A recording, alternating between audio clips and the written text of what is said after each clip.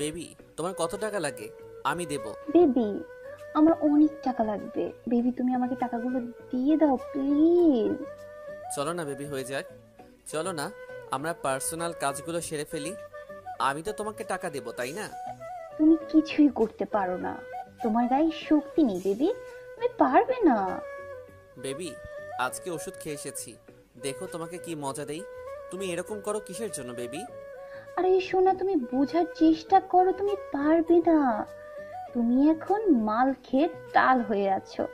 তুমি কি আমাকে অপমান করতেছো সোনা? ও সোনা, কাছে আসো। তোমাকে অপমান করব কিসের জন্য? তুমি তো আমার সোনা জানু মামু। চলো না সোনা, ঘরের ভেতর চলে যাই আমরা। বাইরে থাকলে সবাই দেখো তাকিয়ে আছে। আরে সমস্যা কি? সোনা, কোনো সমস্যা নেই। তুমি শুধু একটু ভালোবাসা দাও, আমি তোমাকে ভালোবাসা দিয়ে ভরিয়ে দেব। তোমার ফিগারটা হেব্বি সোনা, সত্যি বলতেছি। আমার বউয়ের থেকেও অনেক সুন্দর। তার জন্য তো বলতেছি, তোমার বউকে বাদ দিয়ে আমাকে বিয়ে করে নাও। সোনা, তোমাকে তো বিয়ে করব সোনা, তোমাকে বিয়ে করব আমি। চলো না সোনা। সোনা, চলো আমরা রুমে যাই। আশিক কথা বলা শেষ করে নীলাকে কোলে তুলে নিয়ে রুমের দিকে যেতে লাগলো। তখন পিছন থেকে আনিশা এসে উপস্থিত। আনিশা তার স্বামীর এই অবস্থা দেখে নিজের চোখকে বিশ্বাস করতে পারছে না। সে কল্পনা করতে পারছে না যে মানুষটা এত জঘন্য। সে আশিককে মনে করত অনেক ভদ্র, অনেক শান্ত, অনেক ভালো একটা ছেলে, কিন্তু আজকে সে নিজের চোখকে বিশ্বাস করতে পারছে না। অনেকেই অনেক কথা বলতো, আনিশা কথাগুলো তোয়াক্কা না করে আশিকের সাথে সংসার শুরু করেছিল, কিন্তু আজকে সে হাতে নাতে ধরতে পারলো আশিককে। তোমার এই রূপ আজকে আমি নিজের চোখে দেখে অবাক হলাম। তুমি যে এতটা জঘন্য মানুষ আমি কখনো কল্পনা করতে পারিনি। আমি নিজের চোখে দেখে বিশ্বাস করতে পারছি না যে মানুষটা আমাকে এত ভালোবাসে সেই মানুষটা এতটা জঘন্য। ছি! তোকে কি একবারের জন্য বলেছিলাম এখানে আসার জন্য? তুই এখানে এসেছিস কিসের জন্য? চলে যাও। তুমি একবার বোঝার চেষ্টা করো, তখন আমি ভুল করেছিলাম তোমার সাথে। তার জন্য তুমি আমাকে এইভাবে আঘাত করতে পারো না কথা দিয়ে। দেখো, বেশি বকবক করার সময় আমার নেই।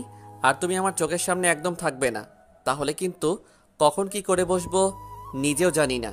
তুমি ভুল বুঝতেছো। আমাকে আসলে যেখানে সমস্যার তুমি সেখানে না দেখে অন্য একটা বিষয় নিয়ে আমার সাথে মনোমালিন্য করে থাকতে পারো না। তোকে আমার চোখের সামনে থেকে চলে যেতে বলেছি, আর তুই এখানে বকবক করতেছিস কিসের জন্য? চলে যা বলছি। আমি চলে যাওয়ার জন্য এখানে আসিনি। তুমি আমার সাথে এরকম ব্যবহার করতে পারো না। তোমার কাছে আমি এরকম ব্যবহার আশা করিনি। তুমি একটু বোঝার চেষ্টা করো, তুমি তো অবুঝ না। দেখো, ভালো হবে না বলে দিচ্ছি, চলে যাও। আমি চলে যাবার জন্য এখানে আসিনি। আমি আমার অধিকারটা নিতে এখানে এসেছি। তুমি কেন আমার সাথে এরকম করবে? কিসের জন্য? তোকে বলতেছি তুই এখান থেকে চলে যা, তারপর বারবার কেন কানের কাছে ঘ্যান ঘ্যান করতেছিস? তোমাকে বলতেছি না, আমি আমার অধিকার নেওয়ার জন্য এখানে এসেছি। তুমি সামান্য একটা বিষয় নিয়ে ভুল বুঝাবুঝি করবে আর আমাকে এইভাবে দূরে ঠেলে দিবে, আর আমি কষ্ট পাবো। আর তুমি এদিকে অন্য মেয়েকে নিয়ে ফুর্তি করবে। আমি সেটা মেনে নিতে পারবো না। আমাকে আমার ন্যায্য অধিকার দিতে হবে। আমি আমার বাপের টাকা দিয়ে যা খুশি তাই করব, তাতে তোর কি? আমার অনেক কিছু দেখে আমি এখানে এসেছি। যদি আমার কিছু না থাকতো তাহলে আমি এখানে কখনোই আসতাম না। দেখ, তোরে চোখের ন্যাকা কান্না দেখে আমি কখনো তোমার উপর সহানুভূতিশীল দেখাতে যাব না।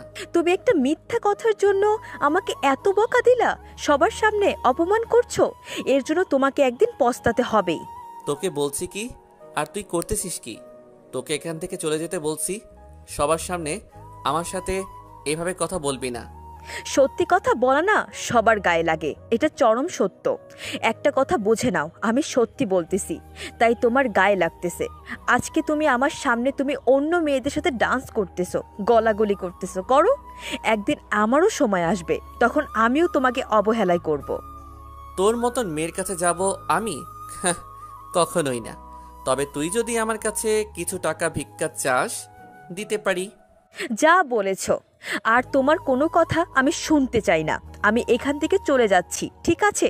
তুমি ভুল করো, আমার কাছে আসার চেষ্টা করবে না। আমি আমার ছেলে সন্তানকে নিয়ে সুখে থাকবো। কথাটা বলে সেখান থেকে কান্না করতে করতে বেরিয়ে আসলাম। এখন কান্না ছাড়া আমার জীবন সঙ্গী আর কেউ হবে না। কারণ যে প্রিয় মানুষটা আমায় ধোঁকা দিল সে এসেছিল একটা হঠাৎ ঝড়ের রাতে আমার কাছে, আর হঠাৎ চলে গেল একদম বিদ্যুৎ গতিতে আমার জীবন থেকে। আমি কখনো কল্পনা করিনি সে আমাকে ছেড়ে চলে যাবে। আমাকে এতটা ভালোবেসেছিল, কিন্তু হঠাৎ হঠাৎ করে তার কি হয়ে গেল আমি বুঝতে পারলাম না। আমি তাকে সুখ দিতে পারলাম না, নাকি সে আমার কাছ থেকে সুখ নিতে পারলো না। কেন জানি মনে হচ্ছে আমার মাঝেই হয়তো কোনো কমতি ছিল, না হলে সে কখনো আমায় ছেড়ে যেতে পারতো না।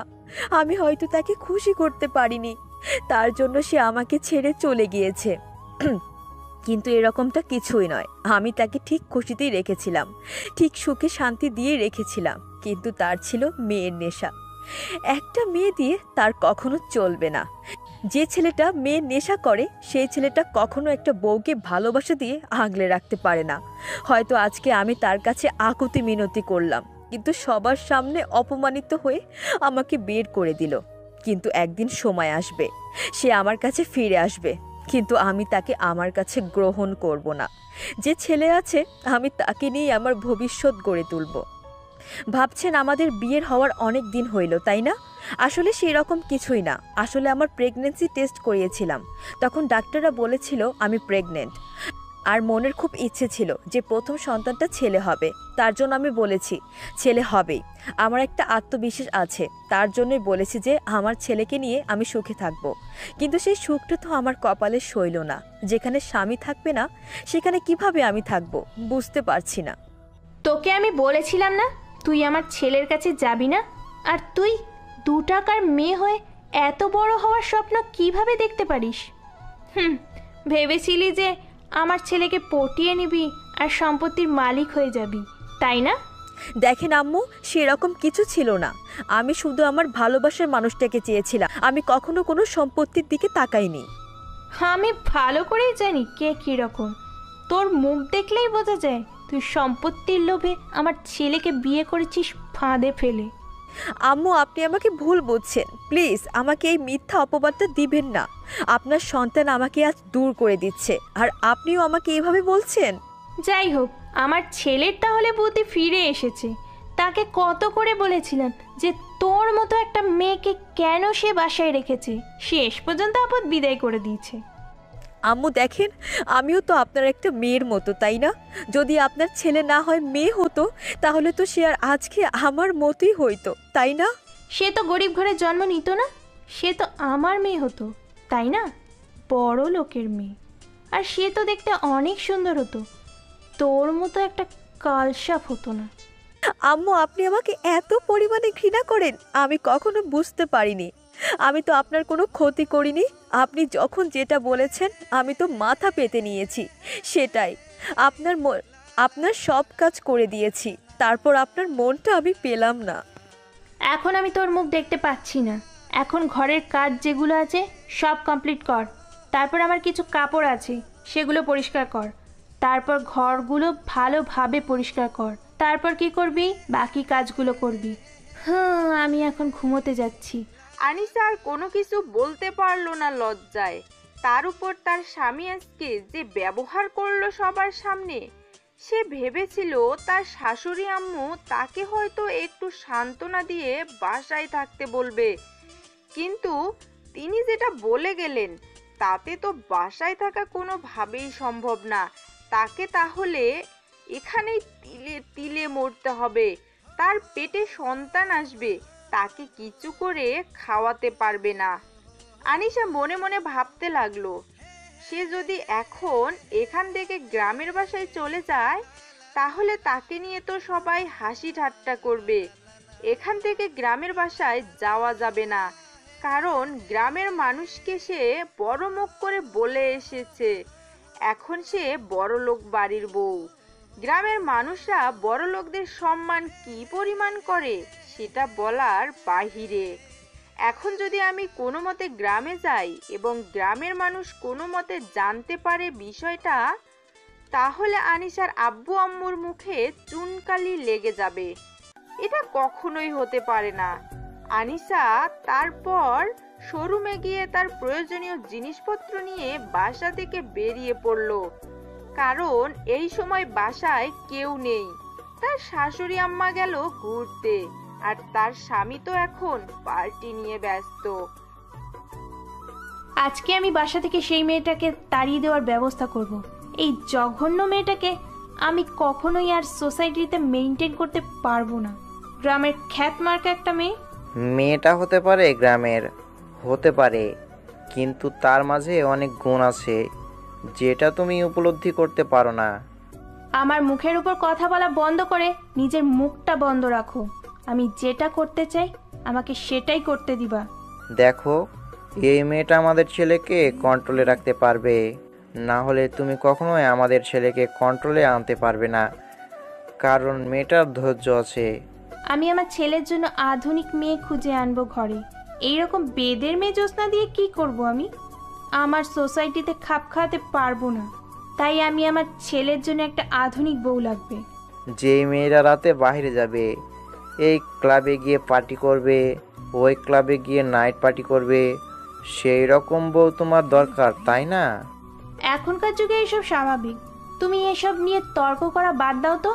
আমার সাথে এখন চুপচাপ গাড়ি চালাও তো। তারপর কালাম সাহেব শিল্পার সাথে কোনো কথা না বলে চুপচাপ গাড়ি ড্রাইভ করতে লাগলো। আর এদিকে আনিশা বাসা থেকে বেরিয়ে কোন দিকে যাবে ভেবে পাচ্ছে না।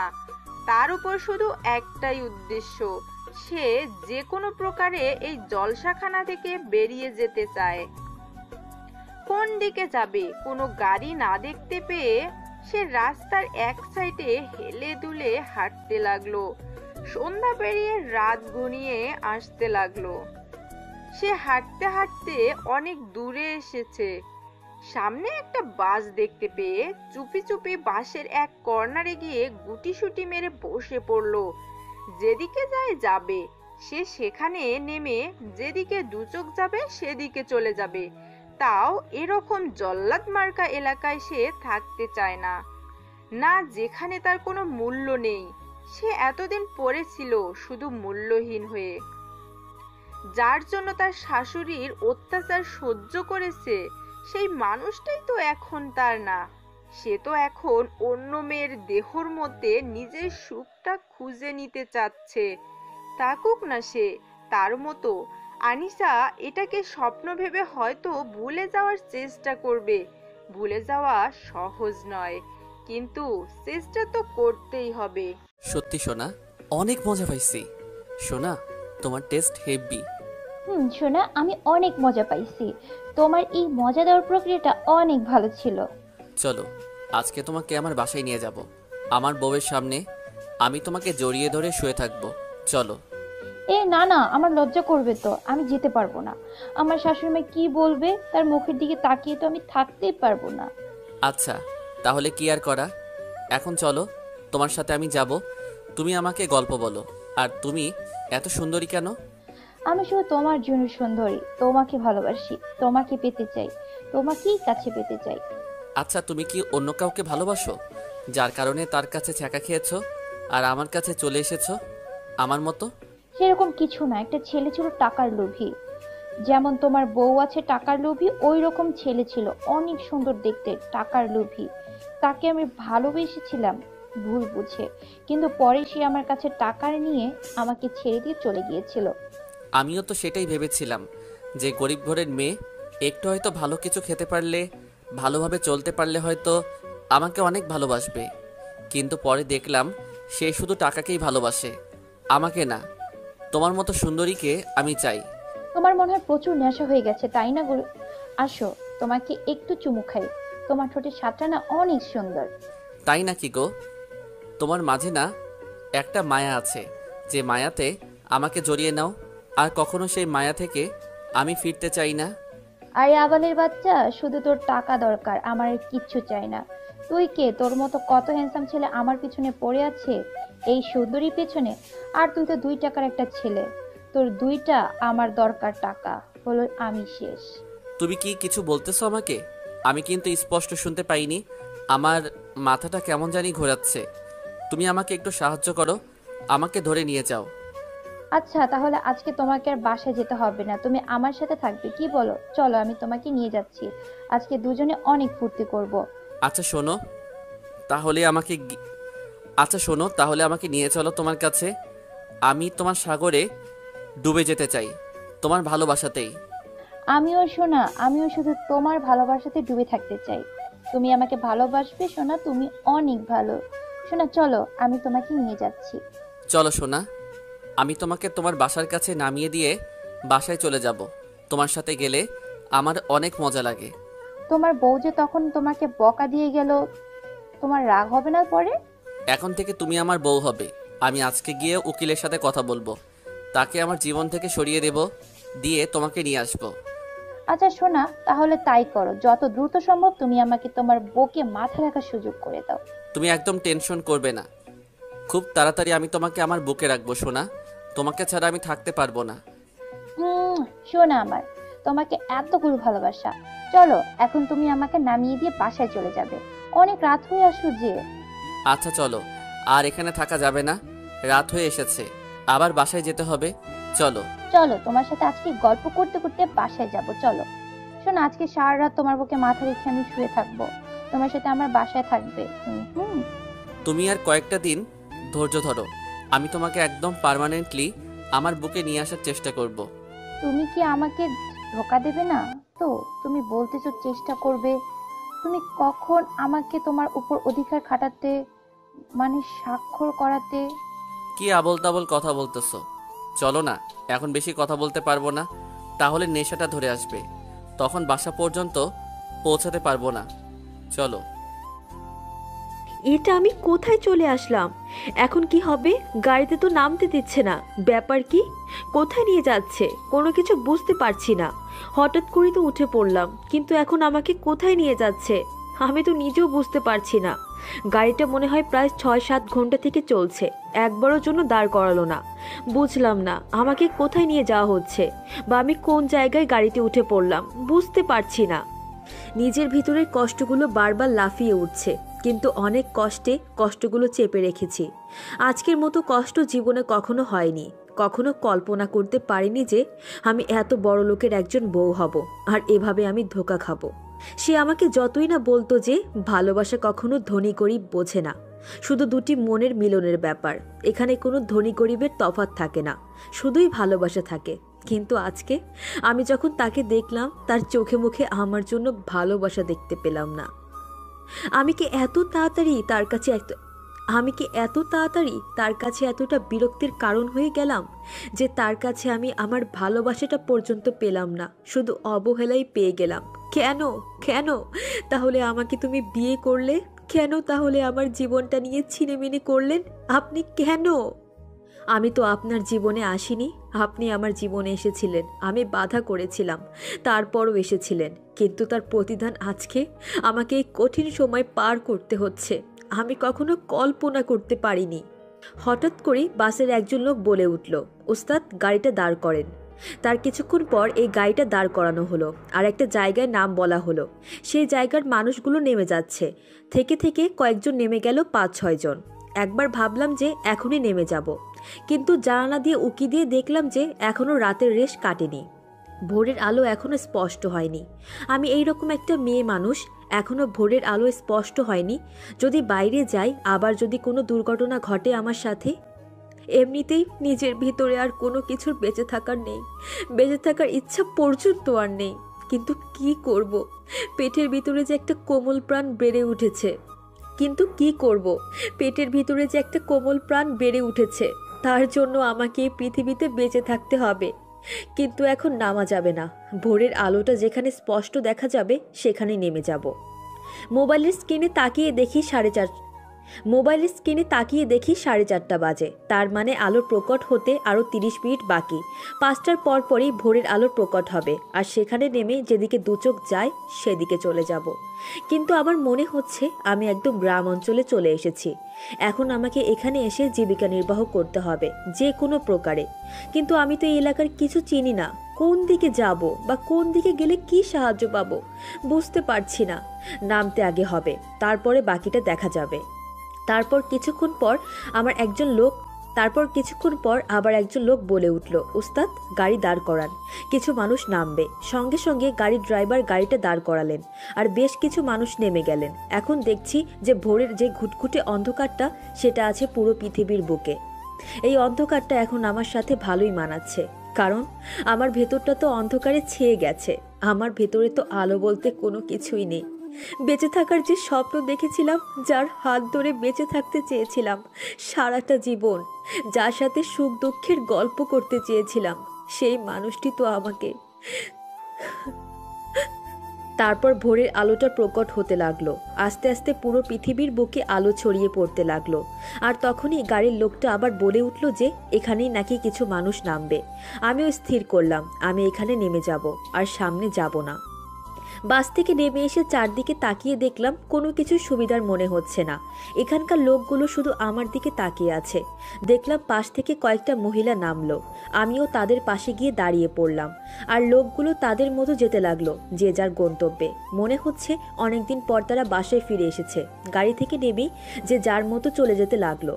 কেউ কারো জন্য অপেক্ষা করে না, সবাই সবার ভালোবাসার মানুষ আর প্রিয় মানুষের মুখখানা দেখতে চায়, প্রিয় পরিবারের সাথে মিলিত হতে পারবে কতদিন পর। সবার মুখে শুধু মৃদু হাসি। আমি একটা চায়ের দোকানে গিয়ে বসে পড়লাম। কি করব, একটা মেয়ে মানুষ। হঠাৎ করে একটা চায়ের দোকানে প্রবেশ করেছি, তাও আবার গ্রাম অঞ্চলের সবাই আমার দিকে অবাক দৃষ্টিতে তাকিয়ে আছে, কারণ নিজের ভিতর কেমন যেন করতে লাগলো। কি আর করার, তাও সেখানে একটা রুটি আর একটা কলা খেয়ে নিলাম। কি রে গ্রামের খ্যাত মার্কা মেয়ে, কোথায় তুই? আমার বাসার সকালের কাজগুলো কে করবে? এত বেলা হয়ে গেছে আর তুই এখানে ঘুমিয়ে আছিস, ব্যাপার কি? শিল্পা বেগম কথাগুলো একাই একাই বলতেছে, কিন্তু তিনি মনে করতেছে হয়তো ঘরে আনিশা আছে, কিন্তু তিনি তো আর জানে না যে আনিশা চিরতরে তাদের এই যন্ত্রণা থেকে মুক্তি নিয়ে এখান থেকে চলে গিয়েছে। কি রে, কথা বলছিস না কিসের জন্য? নাকি রাতে কোথাও গিয়েছিলি আবার? আমার ছেলে তোকে বাদ দিয়ে দেবে? অন্য কোনো ছেলের কাছে গিয়েছিলি নাকি? তার কথার কোনো জবাব আসছে না দে, তার মেজাজটা আরো অনেক কিটকিটে হয়ে গেল। তার এখন ইচ্ছা করছে আনিশাকে পিটাবে, কিন্তু তিনি যখন রুমের দরজায় ধাক্কা দিলেন তখন দেখলেন যে আপনা আপনি রুমের দরজাটা খুলে গেল। ব্যাপার কি, তিনি বেশ অবাক। তার থেকেও বড় অবাক হলেন যখন ঘরে কাউকে দেখতে পেল না।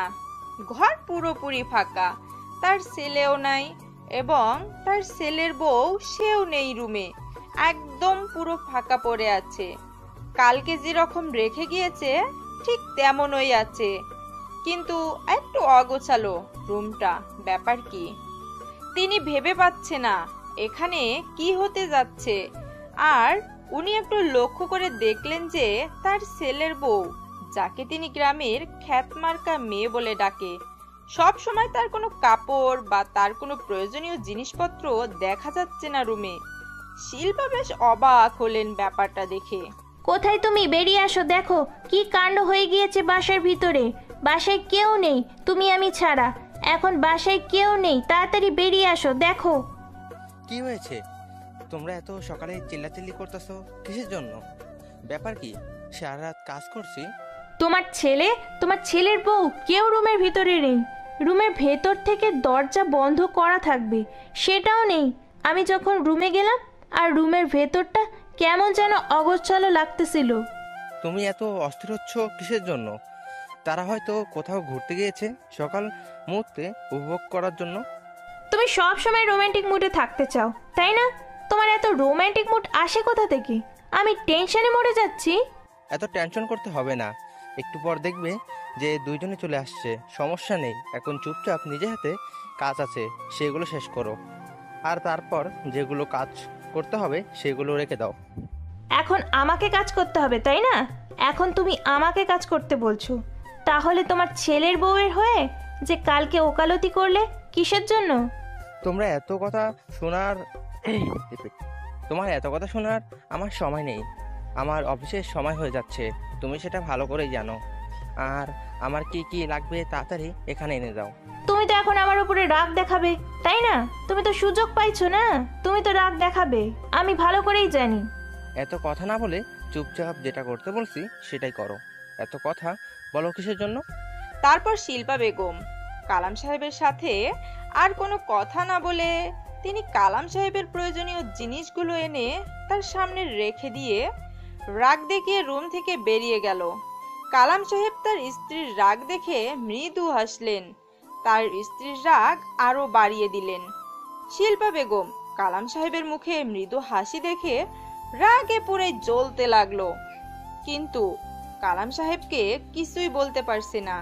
মনে মনে স্থির করে রাখলো, যদি আজকে সে কালসাপিনী বাসায় আসে তাকে যে কি করবে। আর তার ছেলের এত রোমান্টিক মুড যে তার বউকে সকাল সকাল উধাও করে নিয়ে যেতে হবে বাসা থেকে।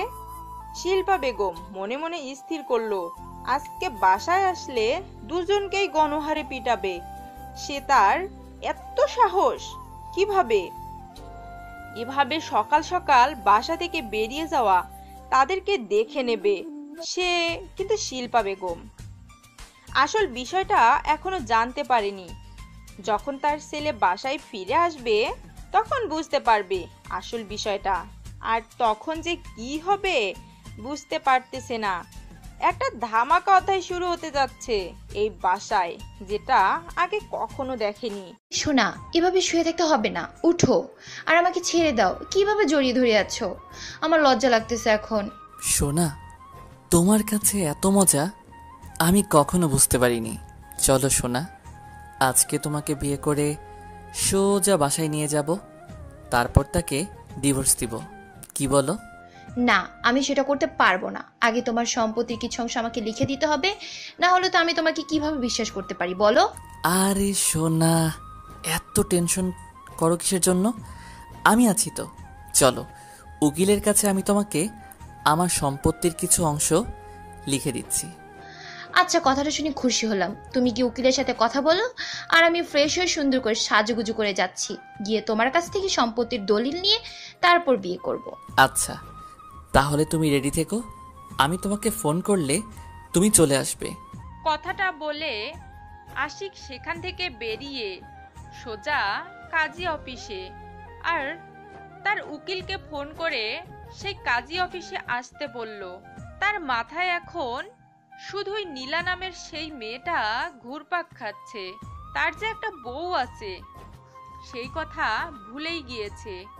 মানুষের যখন অতিরিক্ত টাকা হয় তখন যেটা হয় আর কি, সেটাই হচ্ছে এখন আশিকের ক্ষেত্রে। এক বাপের এক বেটা, ভাই বোন কেউ নেই। যখন যেটা ইচ্ছা, যখন যেটা খুশি সেটাই করে। আর এখন একটা মেয়ের জীবন নিয়ে চিনিমিনি খেলতেছে। আর যে মেয়েটার পাল্লায় এখন সে পড়েছে সে তো আশিককে ধ্বংস করবে, এটা তার লক্ষ্য। আশিক বেকুবের মতো কাজ করতেছে, সে বুঝতেছে না সে কি করতে যাচ্ছে। তার মনে এখন যত জ্বালা, কারণ সে এখন মেয়ের নেশায় পড়ে গিয়েছে। একটা মানুষ কখন এতটা নষ্ট হয়ে যায় জানেন? যখন তার অতিরিক্ত টাকা হয়ে যায়। সে হয়তো জানে না মেয়ে মানুষ একটা সফল মানুষকে পতনের দিকে নিয়ে আসতে বেশি দিন সময় নেয় না, কারণ তারা মেয়ে জাতি। এই যে ভাইয়া, শুনছেন? আমি এই এলাকায় নতুন, আমাকে কি এখানে একটু জায়গা দেখে দিতে পারবেন? আচ্ছা আপু, বলেন কোথায় যাবেন, আমি আপনাকে সেখানে রেখে আসবো। আসলে ভাইয়া, আমি শহর থেকে এসেছি এখানে কাজের সন্ধানে, কারণ আমার শহরে কিছু পার্সোনাল সমস্যা, ফ্যামিলিগত সমস্যার কারণে আমি সব ছেড়ে এসেছি। আচ্ছা আপু, আপনি কি কি কাজ করতে পারেন, আর আপনি যেহেতু শহরের মেয়ে কি কি ধরনের কাজ করতে পারেন যদি বলেন তাহলে আপনাকে সেইভাবে সাহায্য করতে পারবো। আসলে ভাইয়া আমি ভালো রান্না করতে পারি। এখানে কি কোনো মেয়েদের হোটেল আছে যেখানে মেয়েরা কাজ করে এরকম? আসলে আপু, আমার দাদিমা এখানে একটা রেস্টুরেন্ট চালায়। আসলে এখানে একটা পর্যটক কেন্দ্র আছে, তো সেখানে মানুষ আসা যাওয়া করে, আর সেখানে আমাদের একটা রেস্টুরেন্ট আছে। আপনি ভালো রান্না করতে পারেন, আমার সাথে যেতে পারেন। আচ্ছা, তাহলে তো অনেক ভালো হয় ভাইয়া। আপনি যে আমার এত বড় উপকার করবেন আমি কল্পনাও করতে পারিনি। আপনি বলছেন আপনি ভালো রান্না করতে পারেন, এখন আপনার রান্না পরীক্ষা করে দিতে হবে। যদি ভালো করতে পারেন তাহলে রাখা যাবে, আর না হলে আমি আপনাকে অন্য কোথাও কাজ খুঁজে দেব। আমাদের ওখানে রাখতে পারবো না। আচ্ছা ভাইয়া, কোনো সমস্যা নেই, আমার কোনো সমস্যা হবে না। তুমি নিয়ে চলো, আমি পরীক্ষা দিতে প্রস্তুত। আপনি মন খারাপ করবেন না, কারণ আমাদের রেস্টুরেন্টটা অনেক পপুলার আর জনপ্রিয়তা সবার কাছে। যদি জনপ্রিয়তা বজায় রাখতে না পারি তখন তো সমস্যা হয়ে দাঁড়াবে, তাই না? আমি বুঝতে পেরেছি ভাইয়া, আমাকে বোঝাতে হবে না। আপনি আমাকে নিয়ে চলেন, আমি পরীক্ষা দিব। যদি পরীক্ষায় উত্তীর্ণ হই তাহলে আমাকে রাখবেন। আচ্ছা আপু, তাহলে আপনি আমার সাথে চলেন, আমি আপনাকে নিয়ে যাচ্ছি। তারপর আনিশা সেই ছেলেটার সাথে যেতে লাগলো। বেশিক্ষণ হাঁটতে হলো না, অল্প কিছুক্ষণ পরেই তাদের সেই রেস্টুরেন্টটা দেখা যাচ্ছিল। ছেলেটা হাত দিয়ে ইশারা করে আনিশাকে দেখিয়ে দিল রেস্টুরেন্টটা। আনিশা দেখে বেশ অবাক হলো। এই গ্রাম অঞ্চলে এত বড় রেস্টুরেন্ট সে কল্পনাও করতে পারছে না। আসলে রেস্টুরেন্টটা দেখতে অনেক সুন্দর, আর ছেলেটাকে দেখে মনে হচ্ছে না ছেলেটা সেখানের মালিক। এমন সিম্পল ভাবে চলাফেরা করে। তারপর আনিশা ছেলেটার সাথে গল্প করতে করতে রেস্টুরেন্টের কাছে গিয়ে দেখে রেস্টুরেন্টে অনেক মানুষজন অপেক্ষা করতেছে তাদের রান্না খাওয়ার জন্য। আনিশা এত মানুষকে দেখে প্রথমে ভেঙে পড়ল, কারণ সে যদি ভালো মতো রান্না করতে না পারে তাহলে সে এখানে থাকতে পারবে না। তখন যে তার কি হবে ভেবে পাচ্ছে না। আনিশা নিজের মনের ভিতর আত্মবিশ্বাসটা জাগিয়ে তোলার চেষ্টা করতেছে। সে নিজেকে নিজেই বলতেছে, আনিশা তুই পারবি, তুই পারবি, তোকে পারতেই হবে। তারপর ছেলেটা আনিশাকে সঙ্গে করে নিয়ে রেস্টুরেন্টের ভিতর প্রবেশ করে। যেখানে খাবার তৈরি করা হয় সেখানে নিয়ে আসলো, রান্নাঘরে নিয়ে আসলো, আর সেখানে তার দাদিমাকে দেখলো আনিশা। তারা নিজেরাই রেস্টুরেন্টটা চালায়, কোনো কাজের লোক রাখে না। কিন্তু আনিশাকে নিয়ে আসার কারণ হচ্ছে যে আনিশা শহরের মেয়ে, আর সে নাকি ভালো রান্না করতে পারে, আর এখানে ভালো রান্নার অনেক ডিমান্ড। তার কারণে ছেলেটা আনিশাকে পরীক্ষা করার জন্য এখানে নিয়ে আসলো। যদি আনিশা ভালো পারফরমেন্স করতে পারে তাহলে তাকে রেখে দিবে, আর সামান্য কিছু মাইনে দিয়েই রেখে দিবে এখানে। আর তার খাওয়া দাওয়ার জন্য সবকিছু তারা দেবে, আর তার দাদিমার সাথে থাকবে মেয়েটা। তার জন্য ছেলেটা তাকে নিয়ে আসলো, না হলে কখনোই আনিশাকে এখানে আনতো না ছেলেটা। এখানে সবকিছু রেডি করা আছে, দেখে শুনে সুন্দর করে এই মাংসটা রান্না করেন। আর এগুলো আমাদের খাওয়ার জন্য সবার, তাই ভালো করে রান্না করবেন, আর এর উপর আপনার মার্কস দেওয়া হবে। দোয়া করবেন যাতে করে ভালো কিছু করতে পারি। আর আমার আত্মবিশ্বাস আছে আমি ভালো রান্না করতে পারি, আর এখানেও ভালো কিছুই করে দেখাবো। জি আপু, একদম দোয়া করলাম মন থেকে। আমিও চাচ্ছি, আপনি যেহেতু শহর থেকে এসেছেন আর আপনাকে দেখে মনে হচ্ছে অনেকটা অসহায়, আপনার মুখ দেখে বুঝতে পারতেছি, কারণ নিয়ে আসলাম। তাহলে কখনো নিয়ে আসতাম না, না কারণ আমার দাদিমা যেটা রান্না করে সেটা অনেক সুস্বাদু হয়। আমি বুঝতে পেরেছি ভাইয়া তোমার কথা। আমি আমার সর্বোচ্চ দিয়ে চেষ্টা করব রান্নাগুলো ভালো করার জন্য। তুমি শুধু আমার জন্য দোয়া করো যাতে করে আমি এখানেই থাকতে পারি। আচ্ছা তাহলে রান্না করেন, আর যদি কিছু লাগে তাহলে আমাকে বলতে পারেন, আমি নিয়ে এসে দিচ্ছি। পরে আবার সমস্যার কথা বলতে পারবেন না, এখন সবকিছু দেখে নেন। আমি তো সবকিছু দেখতে পারতেছি, আমি যেগুলো দিয়ে রান্না করতে পারবো সেগুলো সব কিছু এখানে আছে, কোনো সমস্যা হবে না। আমি সুন্দর করে রান্না করে দিচ্ছি, তারপর পরীক্ষা নিয়ে টেস্ট করে বলিয়েন, সমস্যা নাই। এই নাও তোমার ভাগের সম্পত্তির দলিল, এখন চলো বিয়ে করব, বিয়ে করব। এখন চলো বিয়ে করব, বিয়ে করব। কিসের বিয়ের আগে তুমি সবকিছু আমাকে ঠিকঠাক করে দাও। সব কিছু ঠিকঠাক আছে, আমি স্বাক্ষর পর্যন্ত দিয়ে দিয়েছি। দেখো সব কিছু ঠিকঠাক আছে। এখন থেকে এই সম্পত্তির মালিক শুধু তুমি, এখানে কেউ হাত লাগাতে পারবে না। আচ্ছা তাহলে আমি তোকে বিয়ে করব কিসের জন্য? তুই কোথাকার আবাল? কি বলতেছো? মাথা ঠিক আছে? তুমি আমাকে ধোকা দিচ্ছ, এটা ঠিক না।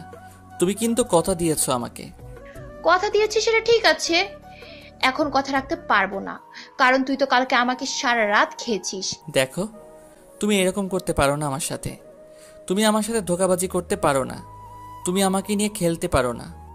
যে ছেলের ঘরে এত সুন্দর বউ রেখে আমার পেছনে লেগে থাকতে পারে, আমি কোন বিশ্বাসে তোর ঘরে বউ হবো বল? এরকমটা কিন্তু কথা ছিল না। আমি শুধু তোমাকে ভালোবেসেছিলাম।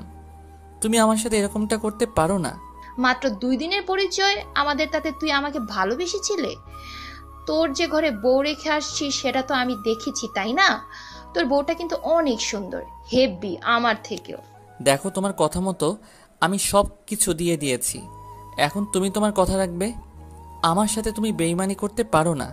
তুমিও বেইমান, আমি না বেইমান, সমান সমান, কেউ কাউকে তো অপবাদ দিতে পারে না।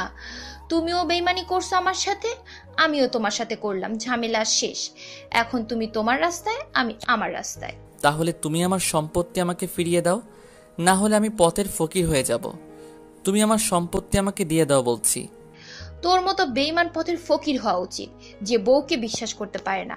তুমি এসব কি আবল তাবল কথা বলতেছো? তুমি না দেখলে মেয়েটা টাকার লোভী, আর এখন তো দেখতেছি তুমিও। আমি মেয়েটার বিষয়ে সব খবর নিয়েছি বুঝছিস, তোকে আর বলতে হবে না মেয়েটা কিরকম, কতটা সহজ সরল, তুই তাকে কিভাবে ব্যবহার করিস আমি ভালো করে খোঁজ খবর নিয়ে দেখেছি, আমাকে বলতে হবে।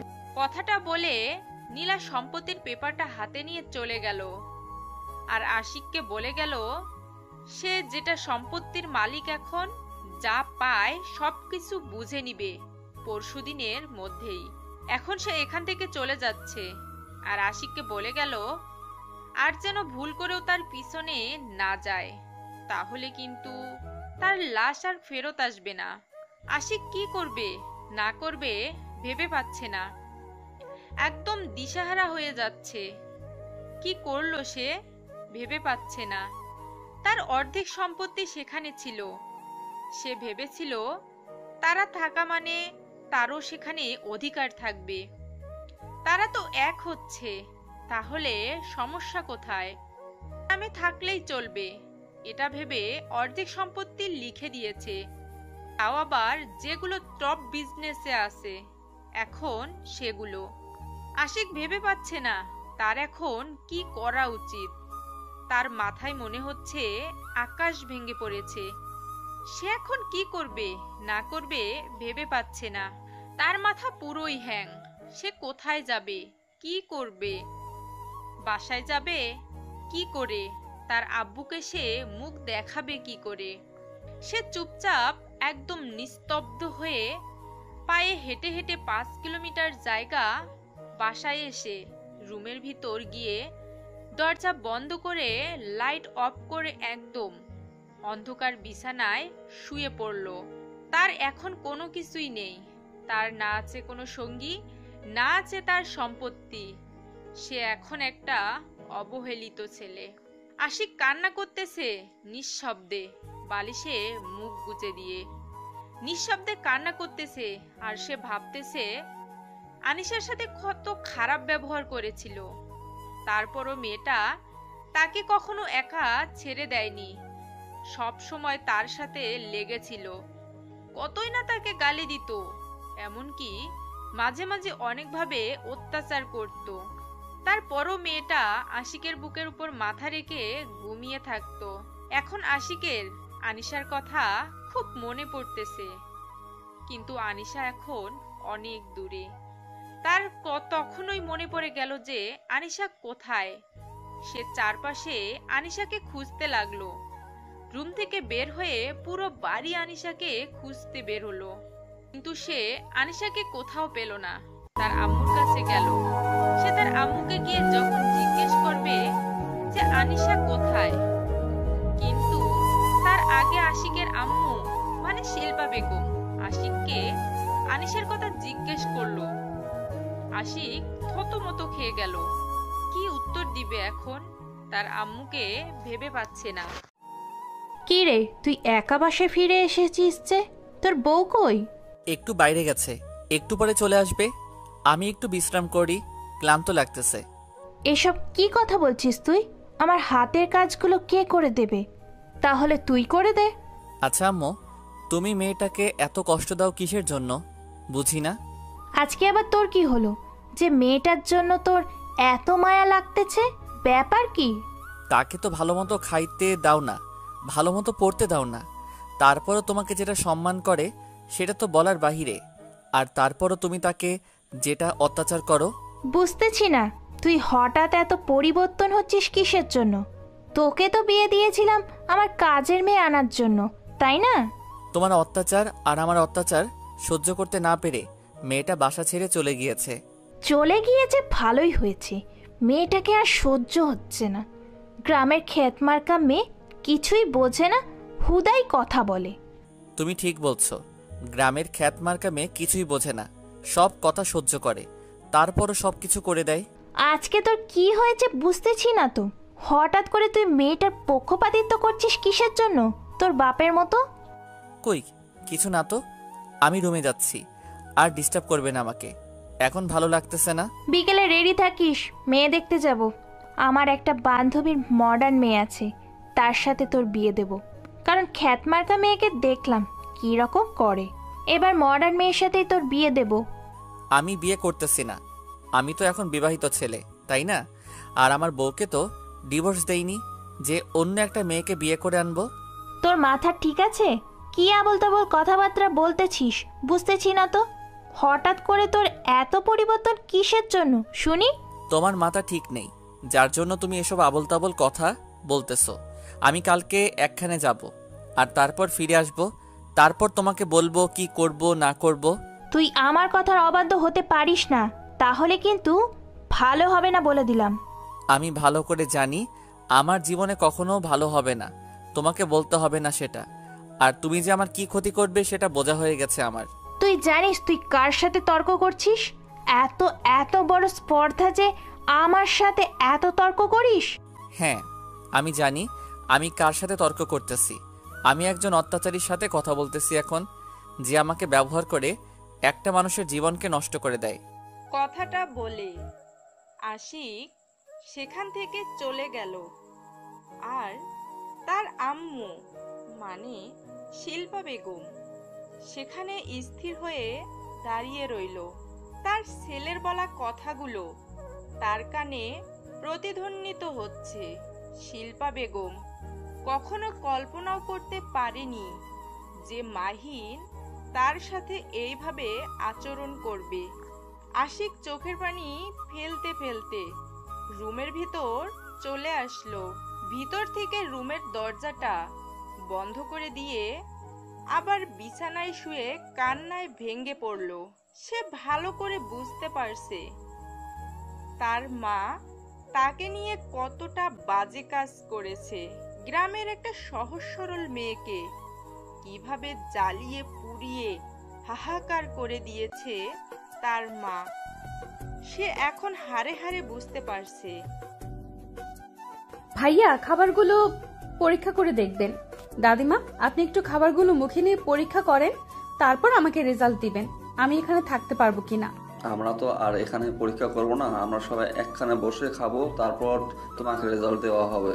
আরো কিছু মানুষ আসবে তারপর। আচ্ছা ভাইয়া, আমাকে কিছু প্রশ্নের উত্তর দিবেন, যদি আপনার বিরক্ত না লাগে বা যদি ব্যস্ত না থাকেন। এখন তো কাস্টমার চাপ কম, দুপুরের সময়, তাই কাস্টমার চাপ কম, তার জন্য আমি এখন ব্যস্ত না, ফিরে আসি, বলতে পারেন। আসলে ঢাকা থেকে কোন সাইডে এই জায়গা, আর ঢাকা থেকে কত কিলোমিটার দূরে এই জায়গাটা অবস্থিত, আর এই জায়গাটার নাম কি, জেলার নাম কি, বিভাগের নাম কি? আপনি কিছু জানেন না, তাহলে এখানে এসেছেন কিভাবে? আপনার কোনো পরিচিত মানুষ নেই এখানে? একটা মানুষ যখন সবকিছু ছেড়ে দিয়ে নিঃস্ব হয়ে সবকিছু ছেড়ে দিয়ে একা একা পথ চলা শুরু করে দেয়, জানো তুমি? হয়তো আমি কিছু বুঝতে পারবো না, কিন্তু আপনাকে দেখে মনে হচ্ছে আপনার ভিতরে অনেক কষ্ট। যন্ত্রণা আপনি সহ্য করতে পারতেছেন না, কারণ আপনাকে আমি লক্ষ্য করেছি আপনি যখন রান্না করতেছিলেন তখন অনেক কান্না করতেছিলেন। আচ্ছা, তাহলে এখন আমি একটু এখানে বসে থাকতে পারি? আপনার যখন খুশি তখন এগুলো পরীক্ষা করে আমাকে জানাবেন। আমাদের ভিতরে একটা বিশ্রাম করার মতো রুম আছে, আপনি সেখানে গিয়ে বিশ্রাম নেন, আমি আপনাকে পরে ডেকে নেব। ধন্যবাদ ভাইয়া, তাহলে আমাকে একটু রুমটা দেখিয়ে দেন। আমি কি একটু বিশ্রাম করব? আমার একটু ক্লান্ত লাগতেছে তো। আচ্ছা, আপনি কিছু নাস্তা করে নেন, তাহলে ক্লান্ত দূর হয়ে যাবে। না হলে এই অবস্থায় যদি শুয়ে থাকেন তাহলে আরো ক্লান্ত হয়ে যাবেন। থাক, লাগবে না, এখন কিছু খেতে ইচ্ছে করতেছে না, মাথা ঘুরতেছে, জার্নি করে এসেছি তো তাই। আপনাকে অনেক কষ্ট দিয়ে ফেলেছি, এত দূর জার্নি করে এসেছেন, তার উপর এতগুলো রান্না করলেন, হয়তো অনেক কষ্ট লাগতেছে আপনার। আমি এমন পরিস্থিতি থেকে বেরিয়ে এসেছি, এসব আমার কাছে কোনো কিছুই মনে হচ্ছে না। আপনার জীবনে এত কষ্ট আমি বুঝতে পারিনি, আপনাকে দেখে মনে হয় না আপনার ভিতরে এত চাপা কষ্ট আছে। তারপর আনিশা আর কোনো কথা বলে না, ছেলেটাকে ইশারা করে রুমটা দেখিয়ে দিতে বলল। ছেলেটা একটু হাতে ইশারা করে রুমটা দেখিয়ে দিল। আনিশা রুম থেকে ভিতরে চলে আসলো, এসে দেখে রুমটা অনেক পরিপাটি করে গোছানো। রুমের দরজাটা বন্ধ করে দিল, তারপর চুপচাপ বিছানার উপর শুয়ে পড়ল। আর তার তখন সবকিছু মনে পড়তে লাগলো আস্তে আস্তে। এই সময় যদি বাসায় থাকতো তাহলে আশিক তাকে এদিক থেকে এসে ডিস্টার্ব করতে, ওই দিক থেকে এসে ডিস্টার্ব করতো, চুল ধরে টান দিত। সেই সময়গুলো আনিশা এখন খুব মিস করতেছে, তার খুব কষ্ট হচ্ছে সেই মুহূর্তগুলো উপভোগ করতে না পারার জন্য। তখন বিরক্ত লাগলো, কিন্তু এখন খুব মিস করতেছে, মুহূর্তগুলো খুব কষ্টই হচ্ছে। আশিক যতই খারাপ হোক, যখন তাকে ভালোবাসতো মন থেকেই, তার চোখ থেকে ভালোবাসাটাই স্পষ্ট দেখা যেত। কিন্তু আশিকের মাঝে মাঝে কি যেন হয়ে যেত। তখন আশিক আনিশার সাথে অনেক খারাপ ব্যবহার করত, এমনকি অনেক অত্যাচার করত। কিন্তু যখন সে একটু সুস্থ মস্তিষ্কে থাকতো, তখন সে আনিশাকে কি পরিমাণ ভালোবাসতো সেটা বলে বোঝাতে পারবে না। কথাগুলো ভাবতে ভাবতে আনিশা আনমনে কথা বলতে শুরু করলো আশিককে। কেন তুমি আমার সাথে এরকম করলে? কিসের জন্য? আমি কি ভুল করেছিলাম? আমার জীবনটা নিয়ে ছিনিমিনি কেন করলে তুমি? তুমি আমাকে এত কষ্ট দিতে, এত যন্ত্রণা দিতে, তাও তো আমি তোমাকে ভালোবেসেছিলাম। তোমার সব সহ্য করে নিয়ে তোমাকে শুধু ভালোই বাসতাম আমি তো কখনো তোমার কাছ থেকে কোনো কিছু আবদার করি না। আমি শুধু তোমার কাছ থেকে ভালোবাসাটাই চাইতাম। কিন্তু তুমি মাঝে মাঝে কেন আমার সাথে এরকম করতে? যখন তো তুমি ভালো থাকতে তখন আমাকে ভালোবাসায় ভরিয়ে দিতে। তুমি এমন সময় আমাকে তোমার জীবন থেকে তাড়িয়ে দিলে যে সময়টা স্বামীকে সবচেয়ে বেশি কাছে থাকা প্রয়োজন। আমি তোমার সন্তানের মা হতে যাচ্ছি, কিন্তু এই সময়টা আমি তোমাকে কাছে পাবো না। আমি জানি না বেঁচে থাকতে পারবো কিনা, সর্বোচ্চ চেষ্টা করব বেঁচে থাকার। যদি মরে যাই তাহলে আমাকে মাফ করে দিও।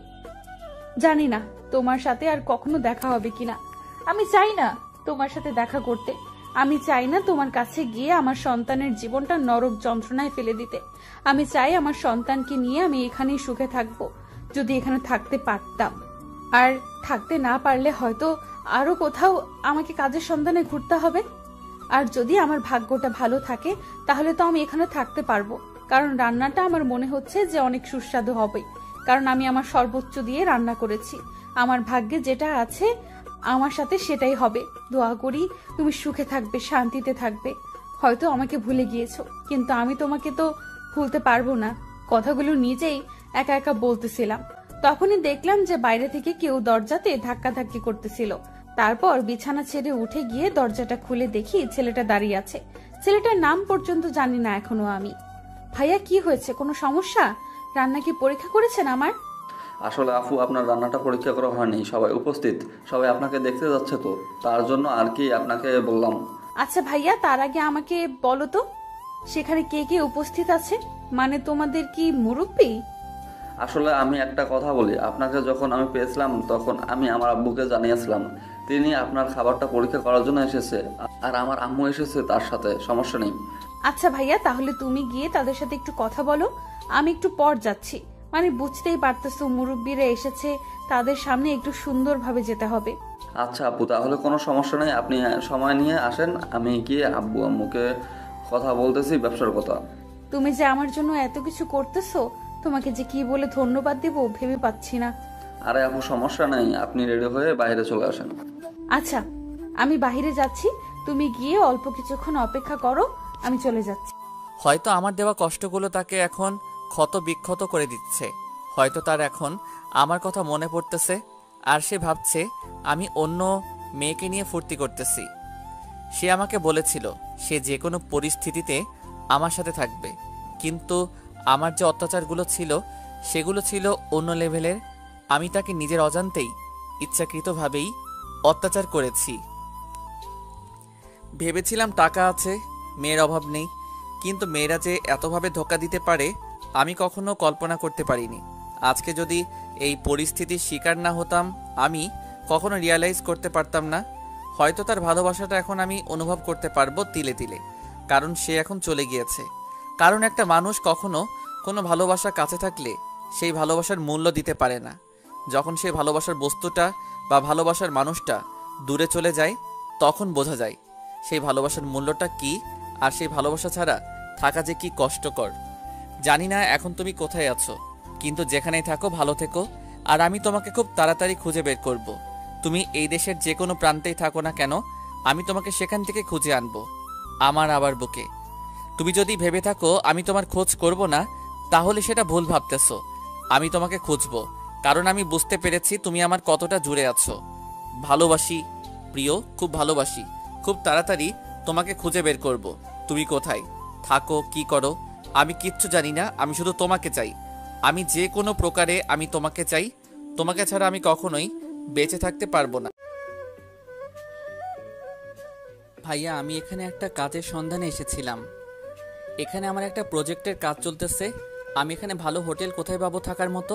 আসলে ভাইয়া, আমি একটা হোটেলের মালিক, আর সেখানে আগে থাকার ব্যবস্থা ছিল না, এখন আমরা সেটাকে দোতলা করে উপরে থাকার ব্যবস্থা করছি। আপনি চাইলে আমার সাথে আসতে পারেন। তাহলে তো ভালোই হলো, আমাকে আর এত কষ্ট করতে হবে না। আচ্ছা ভাইয়া, তাহলে আপনি আমার সাথে আসতে পারেন, এখান থেকে 5 মিনিটের রাস্তা। তোমার ছেলে আমাকে এত পরিমাণ জ্বালাতন করছে, আর সহ্য হচ্ছে না, কিছু একটা করো তুমি। এটা কি ধরনের অসভ্যতা? আমি এরকম করতেছো কিসের জন্য? শান্ত হয়ে থাকো, আমি কাজ করতেছি, দেখতেছো না? আমি বাইরে যাবো, আমি ঘুরতে যাবো, আমাকে ঘুরতে নিয়ে যাও না, তুমি পচাও। তোমাকে বলছি না কালকে বন্ধ থাকবে, তখন সবাই মিলে ঘুরতে যাব। আর সবাই তোমাকে এই কথা বলে নাই? আমি এখন যাব, আমাকে এক্ষুনি নিয়ে যেতে হবে, না হলে কিন্তু কান্না করব। তুমি কিন্তু এখন অভদ্র হয়ে যাচ্ছ, এটা আমি তোমাকে শিখাইনি, বোঝাই নাই। আমার মুখের উপর তর্ক করার সাহস তোমাকে আমি কখনো দেইনি। আবির তার আম্মুর কথা শুনে একদম চুপ হয়ে গেল। সে ভালো করেই জানে তার আম্মু তাকে যেটা বলে সেটা ভালোর জন্যেই বলে, আর তার আম্মু তাকে সব সময় অনেক আদর করে। সে যেটা আবদার করে সেটাই এনে দেয়। তাই আবির চুপ হয়ে গেল। ভদ্রতার সহিত চুপচাপ আবার দাদিমার কোলে চলে গেল। আনিশা নিশ্চিন্তেই আবার কাজে মনোযোগ দিল, কারণ তার এখন আর কোনো টেনশন হবে না। তার ছেলে যখন একবার কথা শুনেছে, সারাদিন সেই কথা পালন করবে। কিন্তু মাঝে মাঝে একটু ঝামেলা করে, ছোট বাচ্চা তো, তাই। আনিশা কাজে মন দিল। ঠিক তখনই অন্তর ডাক দিল, আপু একটু বাইরে আসো তো, একটা লোকের সাথে যাও, তাকে তুমি উপরের রুম দেখিয়ে দাও, রুমটা ভালো মতো বুঝিয়ে দিয়ে আসো তো। ভাইয়া, আমি এখন যেতে পারবো না, কারণ রান্না বসিয়েছি আর তোমার ছোট আব্বু কান্না করতেছে। আমাকে একটু সুযোগ দাও। আচ্ছা আপু, তাহলে তুমি তোমার কাজ করো, আমি উপরে কাজ করে দিতেছি। আচ্ছা ভাইয়া, তাহলে আমি রান্নাটা শেষ করতেছি। আচ্ছা আপু, তোমাকে আর কিছু বলতে হবে না, আমি বুঝতে পেরেছি। এখন এত চাপ নেওয়ার কোনো দরকার নেই, তুমি আস্তে আস্তে রান্নার কাজটা শেষ করো। এখন লোকজন একটু কম হবে। আচ্ছা, আর যে মানুষটা এসেছে তিনি কি এখানে দুপুরে খাবে নাকি বাইরে থেকে খেয়ে এসেছে? আনিশার কথা শুনে আশিকের মনে কেমন জানি একটা চেনা কণ্ঠ উকি দিতে লাগলো। আশিকের মনের ভিতরে সেই মেয়েটার চিরচেনা কণ্ঠটা আবার ভেসে উঠল। এই মেয়েটার কথা শুনে আশিকের একটু সন্দেহ হতে লাগলো, কিন্তু কাউকে কিছু বলতে পারছে না। আসলে এখন কাকে কি বলবে, তাই সে চুপচাপ রইল আর মনের ভিতর কথাটা রেখে দিল, প্রকাশ করলো না। আচ্ছা ভাইয়া, আপনার সাথে কথা বলবো। সেই মেয়েটা আপনার কি হয়? আমার আপু হয়। কোনো সমস্যা? তার সাথে কি দেখা করবেন? ডাকবো? না না, দেখতে হবে না। ডাকবেন কিসের জন্য? আমি এমনিতে জিজ্ঞেস করলাম যে কি হয়, এর থেকে বেশি কিছু না। আর তাছাড়া আমার একটু ক্লান্ত লাগতেছে তো। আর তাকে বলে রাখবেন যে আমি দুপুর এখানে খাবো, বাইরে কোনো কিছু খেয়ে আসিনি। একটু কষ্ট করে উপরের জন্য খাবারটা দিয়ে আসে। আমাদের দায়িত্ব এটা, আমাদের কাছে এটাই পালন করতে হবে। আপনার কোনো সমস্যা হলে আমাদের জানাবেন, আমরা তাৎক্ষণিকভাবে আপনার উপকার করার চেষ্টা করব। আচ্ছা ভাইয়া, তাহলে এখন আমি উপরে যাচ্ছি। আপনি শুধু আমাকে রুমটা দেখিয়ে দিয়ে আসেন, বাকি কাজগুলো আমি করে নিতে পারবো, সমস্যা হবে না আমার। তারপর আশিককে অন্তর তার রুম দেখিয়ে দিয়ে নিচে নেমে আসলো। এসে দেখে যে তার ছোট আব্বু, মানে আনিশা আর আশিকের যে ছেলেটা আছে তাকে অন্তর সব সময় ছোট আব্বু বলে ডাকে, তার কাছে চলে গেল এবং তাকে কোলে তুলে নিয়ে আনিশার কাছে চলে আসলো। অন্তর আনিশার সাথে কোনো কথা না বলে চুপচাপ সেখানে দাঁড়িয়ে আনিশার রান্নার প্রতিভা দেখতে লাগলো। কারণ আনিশার রান্নার যে এইরকম একটা গুণ আছে সে কখনো কল্পনাও করতে পারেনি। তারা প্রথমে ভেবেছিল শহরের মেয়ে ভালো মতো রান্না করতে পারে না, কিন্তু পরে যখন তার রান্নার পরীক্ষা করলো তারা, তার রান্নার প্রতিভা দেখে সবাই মুগ্ধ হয়ে গেল। আর আনিশা আসার পর থেকে তাদের ব্যবসা এতটা লাভবান হতে ছিল, তারা যেটা কল্পনার বাইরে ছিল। তারা কখনো কল্পনা করতে পারেনি যে এই মেয়েটা তাদের ভাগ্য খুলে দিবে।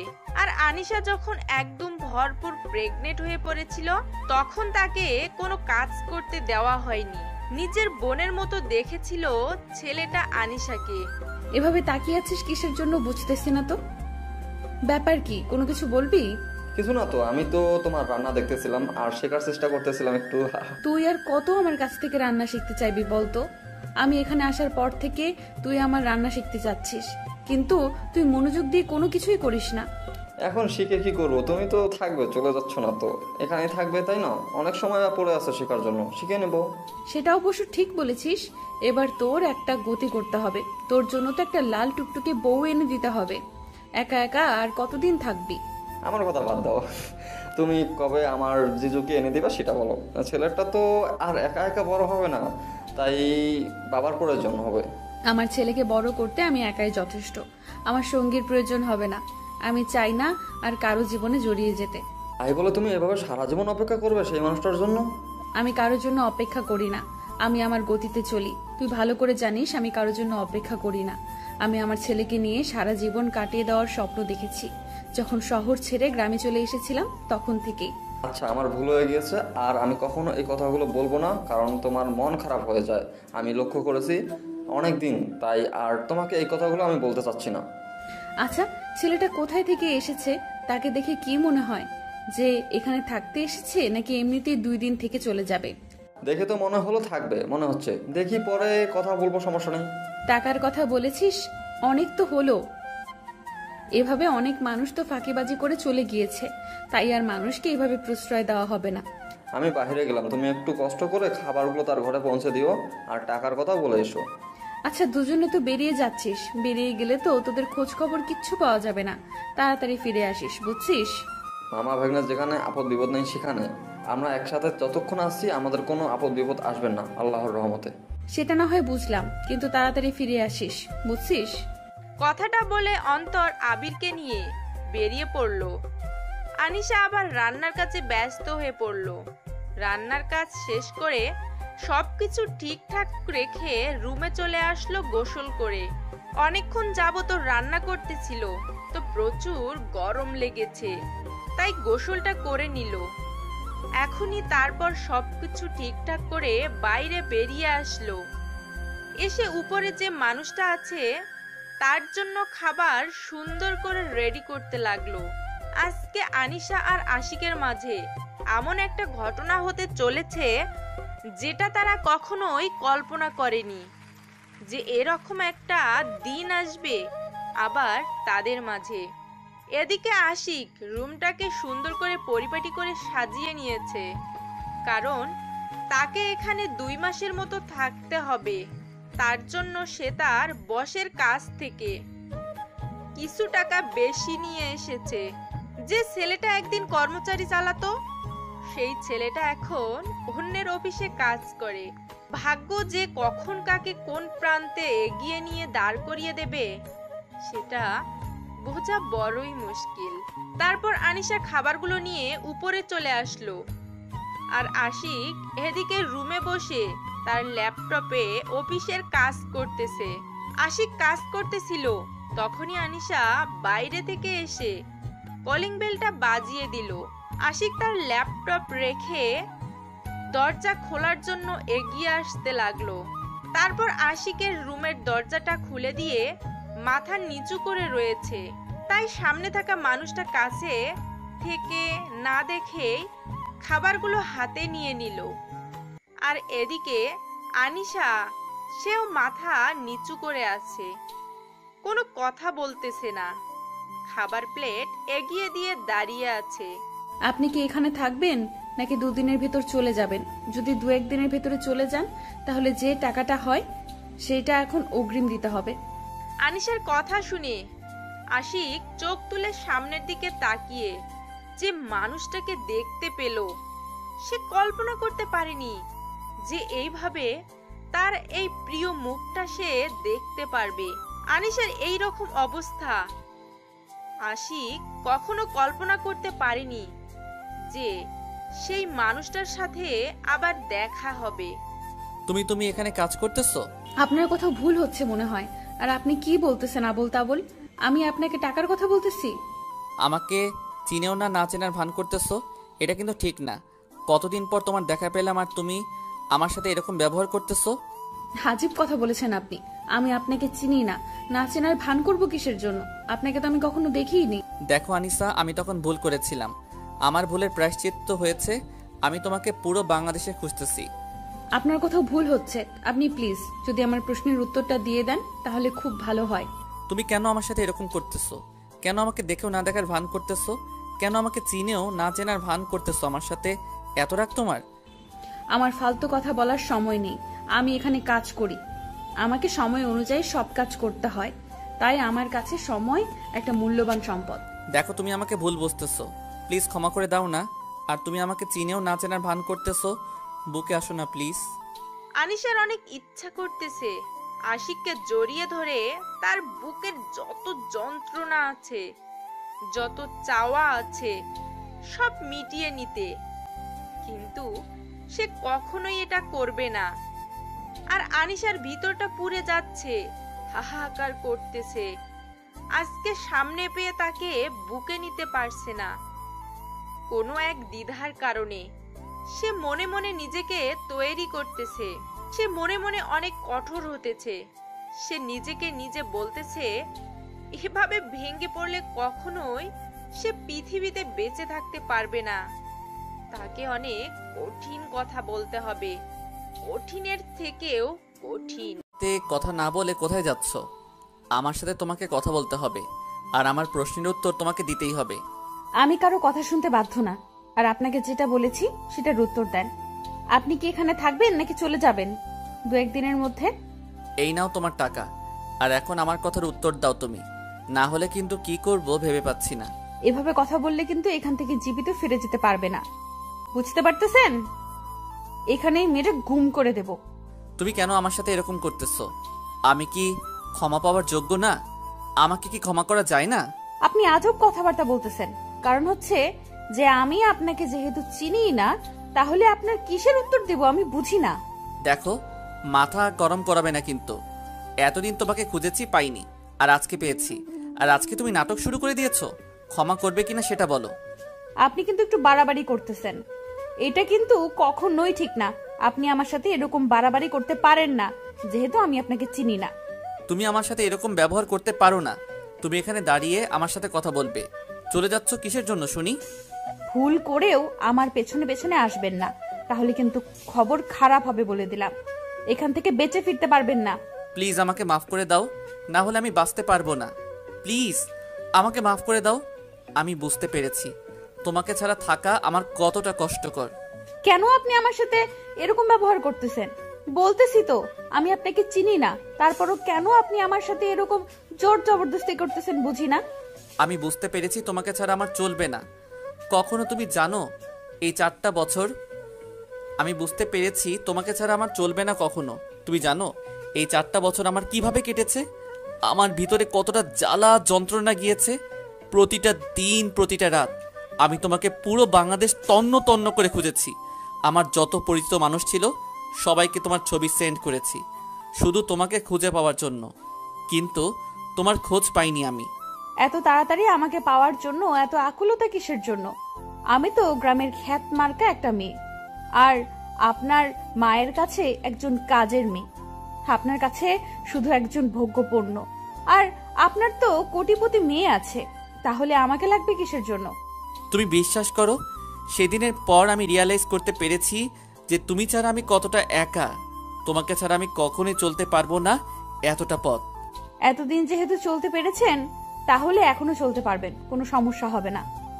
আমাকে আমার মতো থাকতে দেন, আর আপনি আপনার মতো এখানে কাউকে বলবেন না যে আপনি আমার সেই অতীত। তুমি এরকম করতেছো কিসের জন্য? চলো না ফিরে যাই আমরা আমাদের আগের বাসায়, আগের ঠিকানায়। তুমি কেন আমাকে এভাবে অবহেলা করতেছো আমি বুঝতে পারতেছি না। তোমাকে তখন আমি ধোঁকা দিয়েছি, তোমাকে কষ্ট দিয়েছি, তোমাকে অত্যাচার করেছি, তোমাকে নানা ধরনের কটু কথা বলেছি। সেটা কখনো সম্ভব না। আমি কখনো আপনার জীবনে আর ফিরে যেতে পারবো না, আমার পক্ষে সম্ভব না। আমাকে মাফ করবেন। তুমি কেন বুঝতে পারতেছো না? আমি সত্যি তোমাকে ভালোবাসি। তোমাকে ছাড়া আমি আর চলতে পারবো না। এতদিন যে আমি কি কষ্টটা পেয়েছি, আজকে তোমাকে দেখার পর জানো আমার বুকে কি একটা শান্তি বিরাজ করতেছে। আমি বলতেছি আপনি আমার পেছনে আর কখনোই আসবেন না। এখন থেকে আমাদের আর কখনো কথা হবে না, এখানেই শেষ। কি বলতেছো এসব কথা? আমি বুঝতেছি না। আমি তোমাকে ছাড়া থাকতে পারবো না। প্লিজ তুমি আমাকে মাফ করে দাও। প্লিজ প্লিজ প্লিজ, আমি তোমার হাতে ধরে বলতেছি, তাও তুমি আমাকে মাফ করো। এখানে কিন্তু সিন ক্রিয়েট করতেছেন আপনি। যে কেউ দেখে ফেললে আমার মান সম্মান চলে যাবে। এখানে সম্মানী ব্যক্তি একজন আমি। সবাই তো আমাদের পরিচয়টা জানে না, তার জন্য হয়তো এরকম ভাববে, কিন্তু আমাদের তো যায় আসে না, তাই না? আমরা স্বামী স্ত্রী। কিসের স্বামী স্ত্রী? আমরা কোনো সময় স্বামী স্ত্রী না। আপনি আমার সাথে কোনো কথা বলবেন না, এখান থেকে চলে যান বলছি।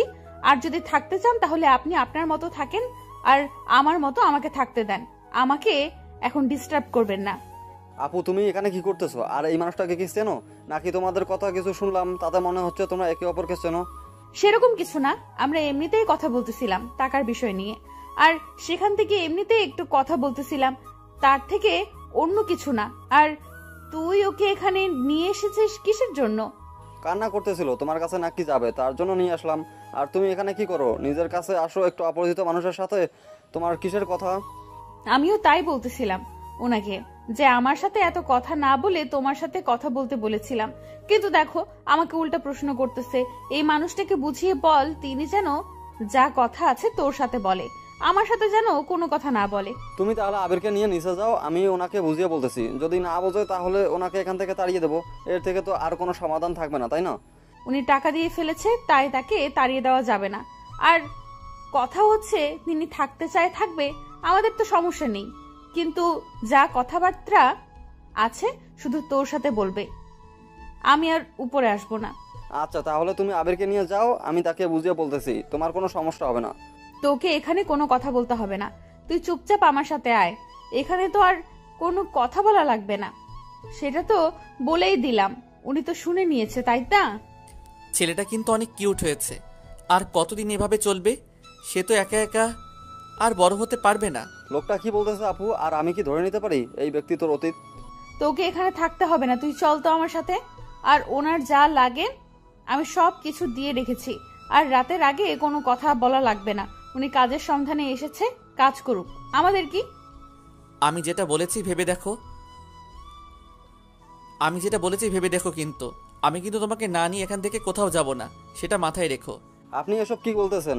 আমার আপুকে আপনি কোথায় নিয়ে যাবেন? আপনাকে এখানে থাকা লাগবে না। এই নেন আপনার টাকা, আপনি চলে যান এখান থেকে। আপনাকে আমি এখানে রাখতেছি না। বড়দের সম্মান দিয়ে কথা বলো অন্তর, না হলে কিন্তু থাপ্পড় খাবি। বড়দের সম্মান দিয়ে কথা বলো অন্তর, না হলে কিন্তু থাপ্পড় খাবি। এখান থেকে চল আমার সাথে। আর এখানে এক মুহূর্তও থাকতে চাচ্ছি না। উনি থাকবে, টাকা দিয়েছে, ওনার খাবার সময় মতো পৌঁছে দিবে, ঝামেলা শেষ। আচ্ছা আপু, তুমি যেহেতু বলতেছো সেটাই হবে। আমি আর এখানে কোনো কথা বলবো না। এখন আমি চুপচাপ হয়ে গেলাম, তোমার যা খুশি তাই করো। কিন্তু আমি চাই তুমি সুখে থাকো, তোমার মাঝে যেন আর কোনো কালো মেঘের ছায়া এসে ভিড় না করে। আচ্ছা, তাহলে আর কোনো কথা হচ্ছে না এখানে।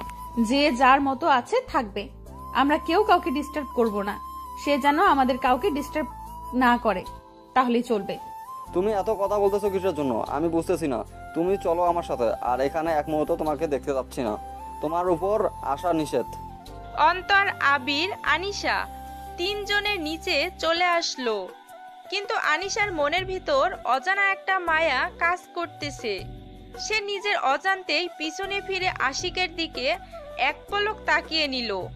যখন আনিশা আশিকের দিকে তাকিয়েছিল, আশিক তখন আনিশার দিকে তাকিয়ে চোখ মেরে দিল।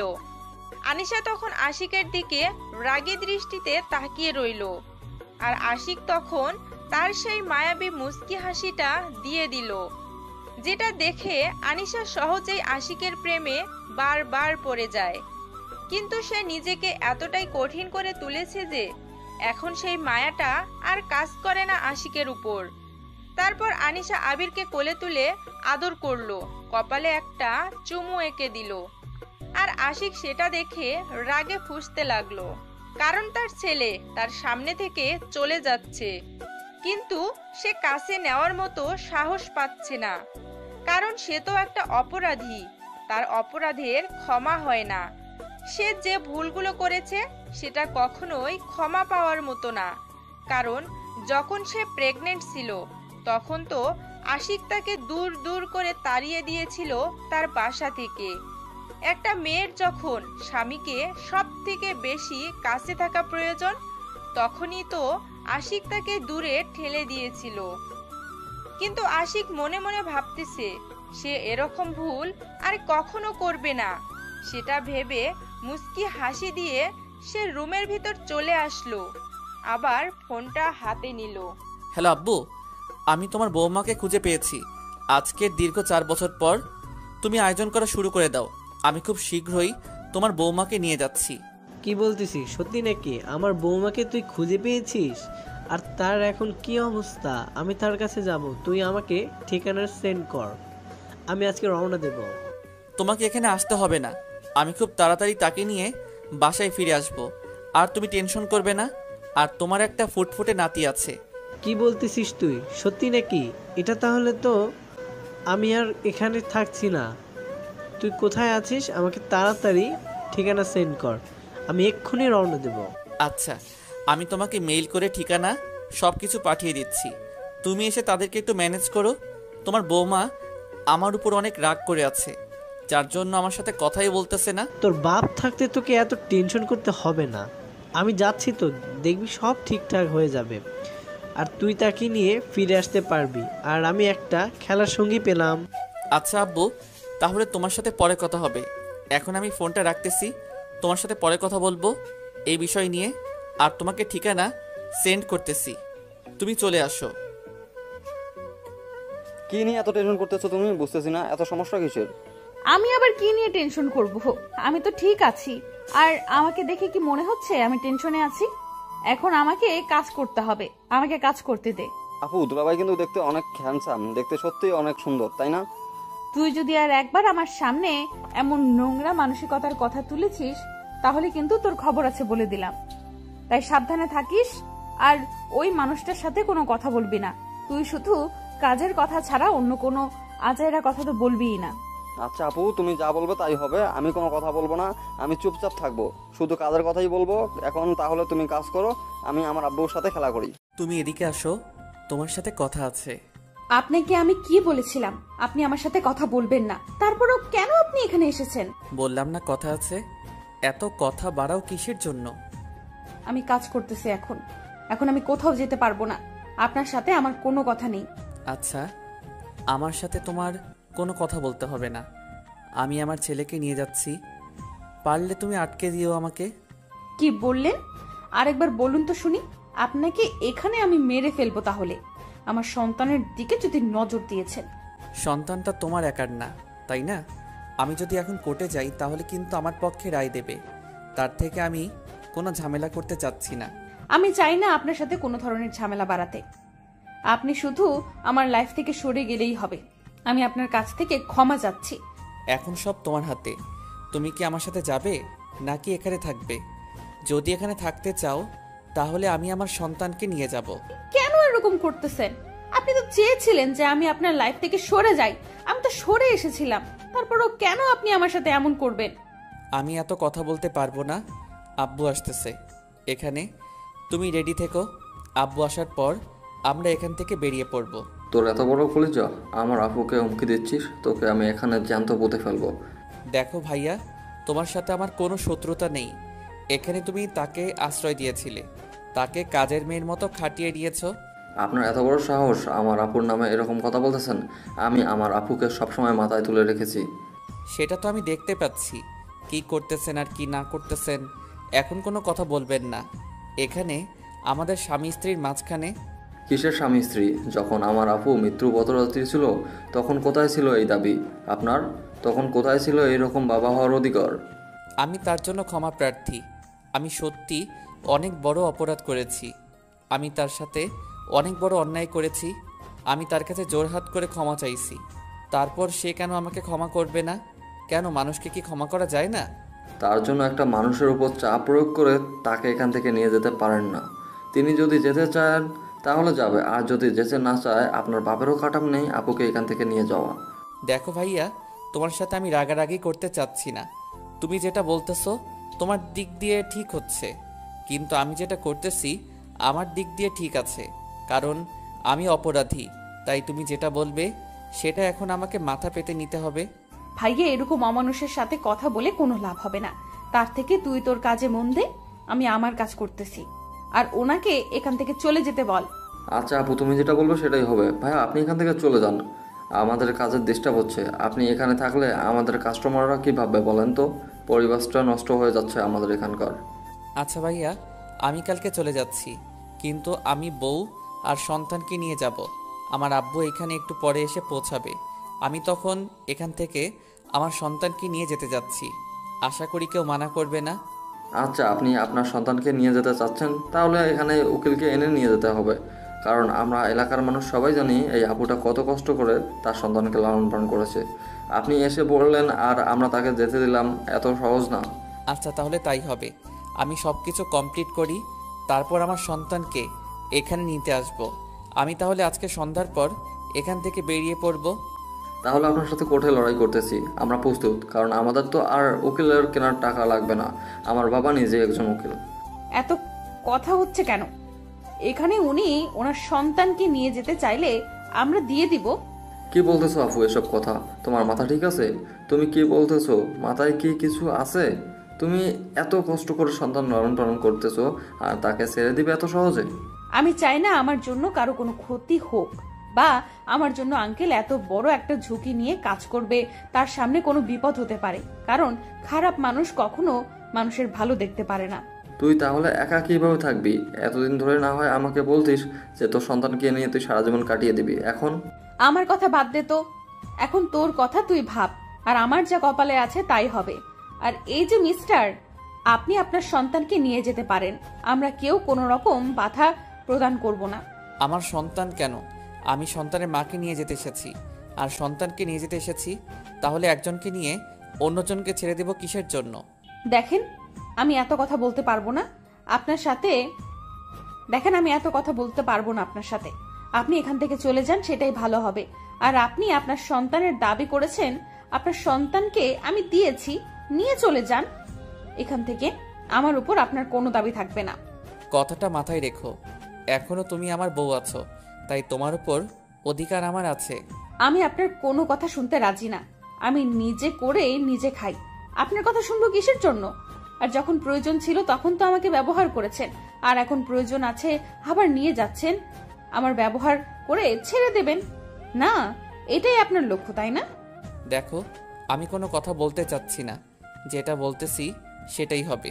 আমি কোথাও যেতে পারতেছি না এখান থেকে। আমি এখানেই থাকবো, এখানেই মরবো, এখানেই আমার মাটি হবে। আমি এখান থেকে কোথাও যাব না। আব্বু চলে এসেছে, দেখো এখন তো একটু নিজেকে সামনে রাখো, নিজেকে কন্ট্রোলে রাখো। সামনে গিয়ে তাকে রিসিভ করে নিয়ে আসো। আমি পারবো না। কিসের জন্য যাব? আমার তো এখানে আপনাদের কাউকে চিনি না, সো আপনারা আপনাদের মতো থাকেন। এবার কিন্তু বাড়াবাড়ি হয়ে যাচ্ছে, ভালো হবে না বলে দিলাম। তাই যেটা বলতেছি সেটাই করো।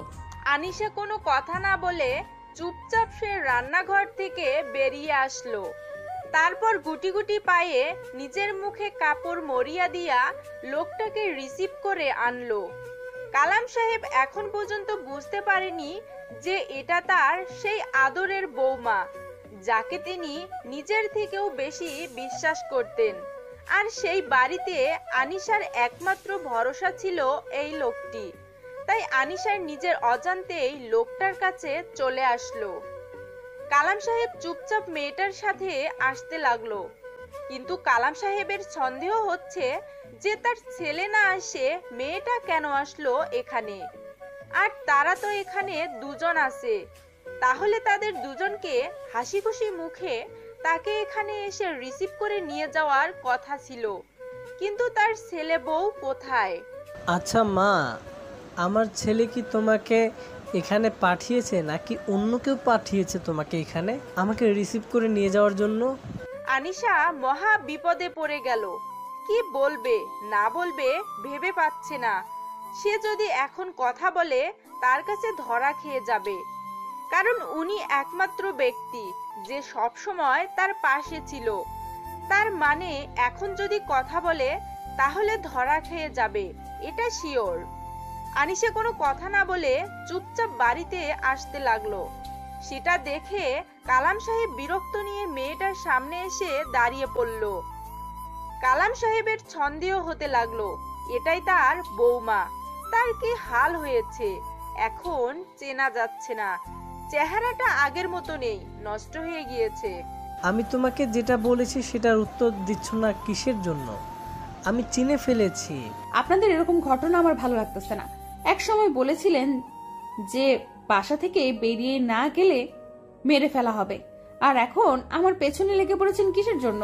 তুমি যেটা খুশি সেটাই বলতে পারো, আমি মাথা পেতে নেব, কারণ তুমি ভালো করে জানো আমার ব্যবহার। দেখেন বাবা, আপনারা এখান থেকে চলে গেলে আমি খুশি হতাম। আমি আমার সন্তানকে নিয়ে একটু সুখে থাকতে চাই।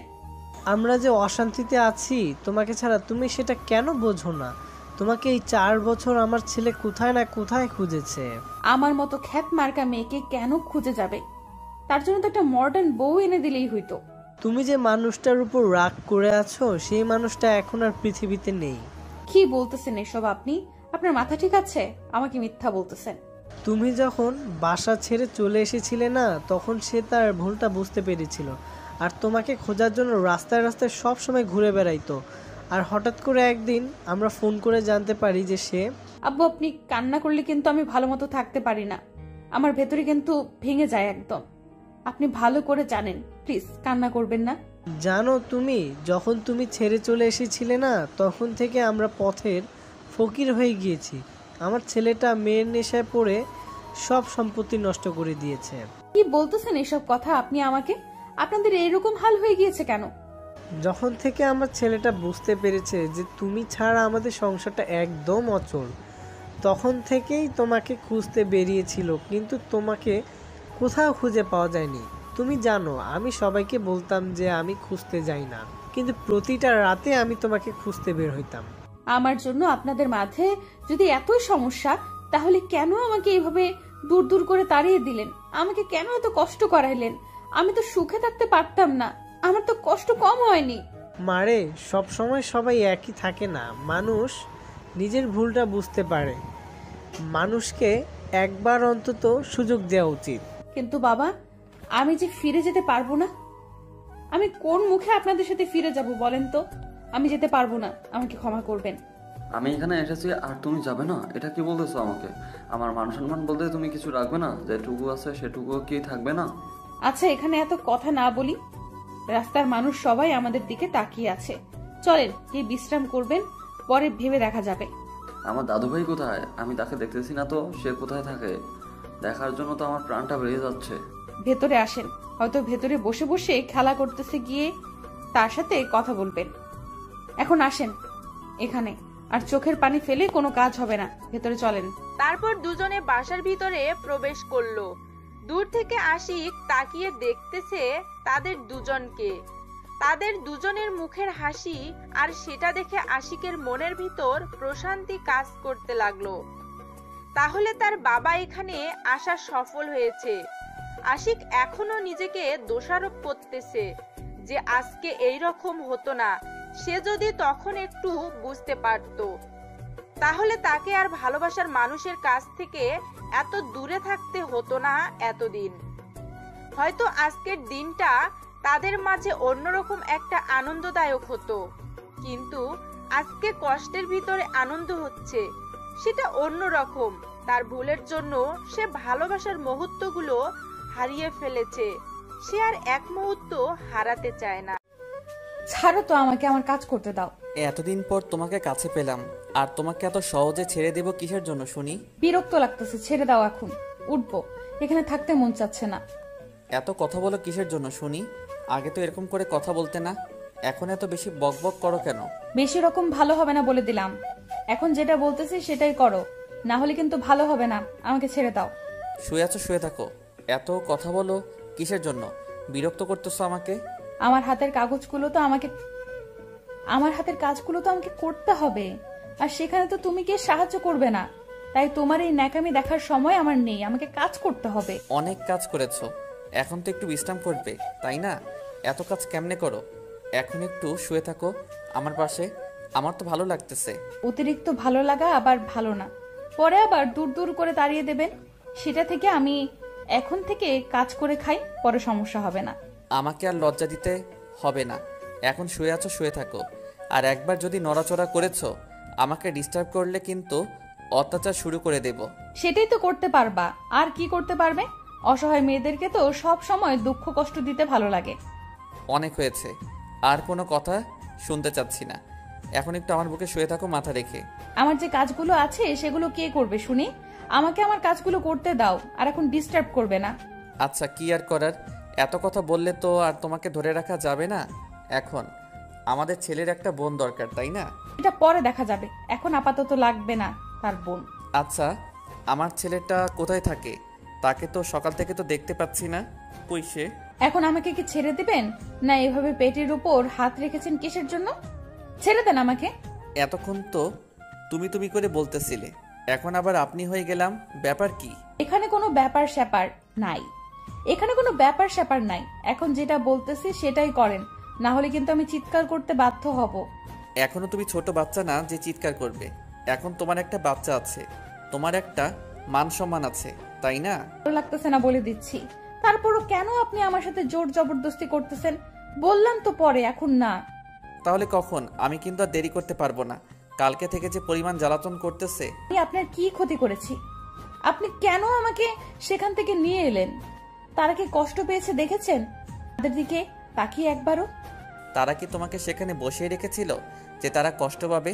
তোমাকে দিয়ে তো তারা কাজ করিয়ে নিয়েছে, তাই? আপনার মতো স্বার্থপর মানুষ কখনো মানুষের ভালোবাসা দেখবে না, শুধু কাজগুলো দেখবে। সেটা ভালো করে জানি। আর তারা কি পরিমাণ যে আমাকে ভালোবেসেছিল সেটা আমার মন জানে আর আমি জানি। আর আপনারা তো শুধু উপরটা দেখেছেন। তুমি তাদের জন্য আমাকে এত কথা বলতেছো, আর তারা কি এমন হয়ে গিয়েছে তোমার যে তার জন্য আমাকে কথা শোনাচ্ছ? আপনি সেটা বুঝবেন না, কারণ একজন অভদ্র কুলাঙ্গার মানুষ কখনো মানুষের ভালোবাসা বুঝতে পারে না। যে শুধু টাকার উপরে সবকিছু ডিপেন্ড করে, টাকাই তার কাছে সবকিছু, সে কখনো মানুষকে ভালোবাসতে পারে না। তার প্রমাণ আপনি এখনই আমাকে দিলেন। দেখো, তুমি যেটা বলবে আমি মাথা পেতে নেব, কারণ আমি নিজের রাগকে কন্ট্রোলে রাখতে শিখে গিয়েছি তোমাকে হারিয়ে ফেলে। আমি চাচ্ছি না তোমার উপর আর রাগারাগি করতে। তুমি যা বলবে আমি মাথা পেতে নিব। আপনার লজ্জা করে না এসব কথা বলতে?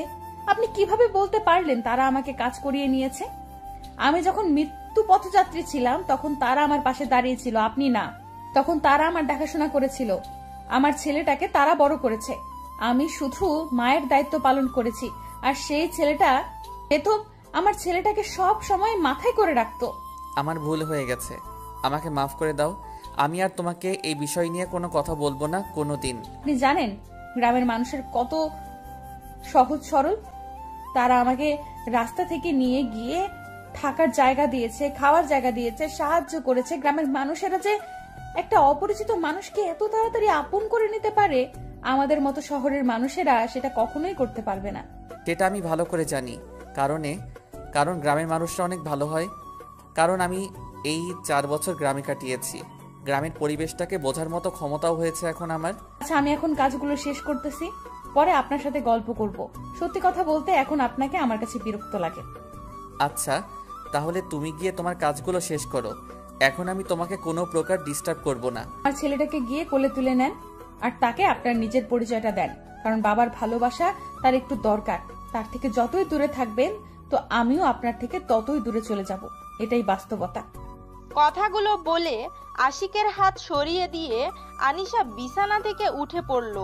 তারপর বাথরুমে গিয়ে হালকা ফ্রেশ হয়ে বেরিয়ে আসলো। আশিক এখনো সেখানে শুয়ে আছে, আর আনিশা সেদিকে কোনো লক্ষ্য না করে তার নিজের মতো করে কাজ করা শুরু করে দিল বাসার।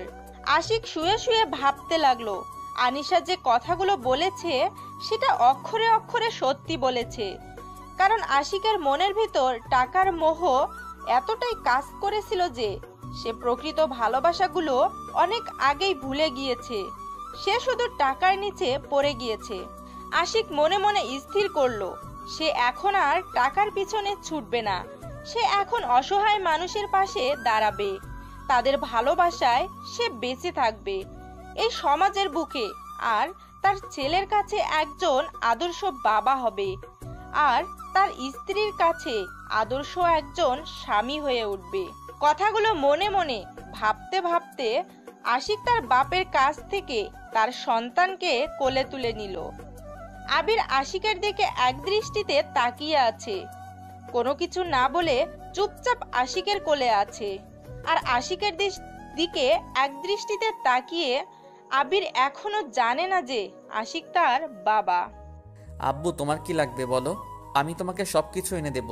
আঙ্কেল, আমাকে আব্বু বলে ডাকবেন না, আমাকে শুধু একজন আব্বু বলে ডাকে, আমার মামাই। আমি তার কাছ থেকে অনুমতি নিয়েছি, আমি এখন থেকে তোমাকে আব্বু বলে ডাকবো। আচ্ছা আঙ্কেল, আমার মামাই কোথায় গিয়েছে? তাকে দেখি না কেন? আমি তোমার আব্বু আর তোমার মামাই সেখানে কাজ করতেছে, কিছুদিনের মধ্যে চলে আসবে। সত্যি আঙ্কেল, আপনি আমার আব্বু? আমার আম্মু বলতো আমার আব্বু নাকি অনেক দূরে থাকে। এই তো আমি এখন কাছে চলে এসেছি। আর তোমার আম্মু আর কি বলতো তোমাকে? অনেক কিছু বলতো, সবসময় বলতো তোমার আব্বু অনেক ভালো মানুষ, সমাজের অনেক ভালো কাজ করে। আবিরের মুখ থেকে এরকম কথা শুনে আশিক অবাক হয়ে গেল। তাহলে আনিশা তাকে ভালোবাসে কিন্তু প্রকাশ করে না। তার মনটা অনেক কঠিন হয়ে গেছে। তার ভালোবাসা পেতে সেই কঠিন মনটাকে ভেঙে আবার নরম করবে, কোমল করে তুলবে আশিক তার ভালোবাসা দিয়ে।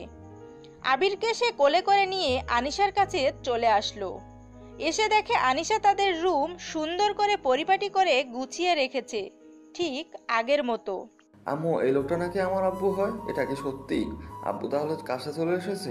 সত্যি সত্যি এটাই তোমার আব্বু, আর তার সাথে ভালোভাবে কথা বলবে, সম্মান দিয়ে কথা বলবে, কোনো রকম অভদ্রতামি করবে না। আচ্ছা আম্মু, তুমি যেটা বলবে সেটাই। এখন আমি দাদুর কাছে যাই, আমাকে অনেক সুন্দর সুন্দর গল্প শোনাইতেছিল। আচ্ছা বাবা, তাহলে তুমি যাও, গিয়ে গল্প করো, আমার হাতের কাজ আছে, সেগুলো শেষ করে তোমাকে গোসল করাবো। আচ্ছা আম্মু, আমি তাহলে গেলাম খেলতে, তুমি আমাকে এখন ডাকবে না। অতিরিক্ত কোনো কিছু ভালো না, কিছু নাই, নিজের শরীরের প্রতি খেয়াল রাখতে হবে, তাই তোমার ঘুমানোর প্রয়োজন। বেশিক্ষণ থাকবে না, চলে আসবে তাড়াতাড়ি। বা ওখানে ঘুমিয়ে পড়বে। তারপর আবির রুম থেকে বেরিয়ে গেল। আশিক এসে রুমের দরজাটা ভিতর থেকে বন্ধ করে দিল। সেটা দেখে আনিশা অবাক হচ্ছে, কারণ আশিকের চোখে মুখে দুষ্টুমি ভরপুর করতেছে।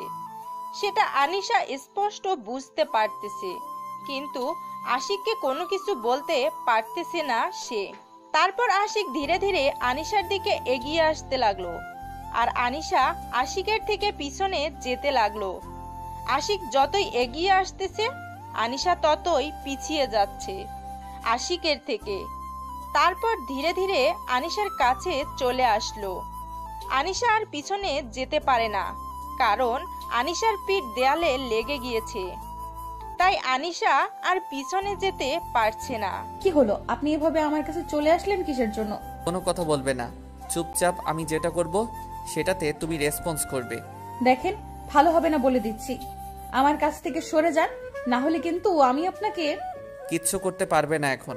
আমি তোমাকে ভালোবাসবো আর তুমি আমাকে ভালোবাসবে, এর থেকে বেশি কিছু হবে না বা কম কিছু হবে না। আপনি কিন্তু আমাকে জোর জবরদস্তি করতেছেন, এটা ঠিক না।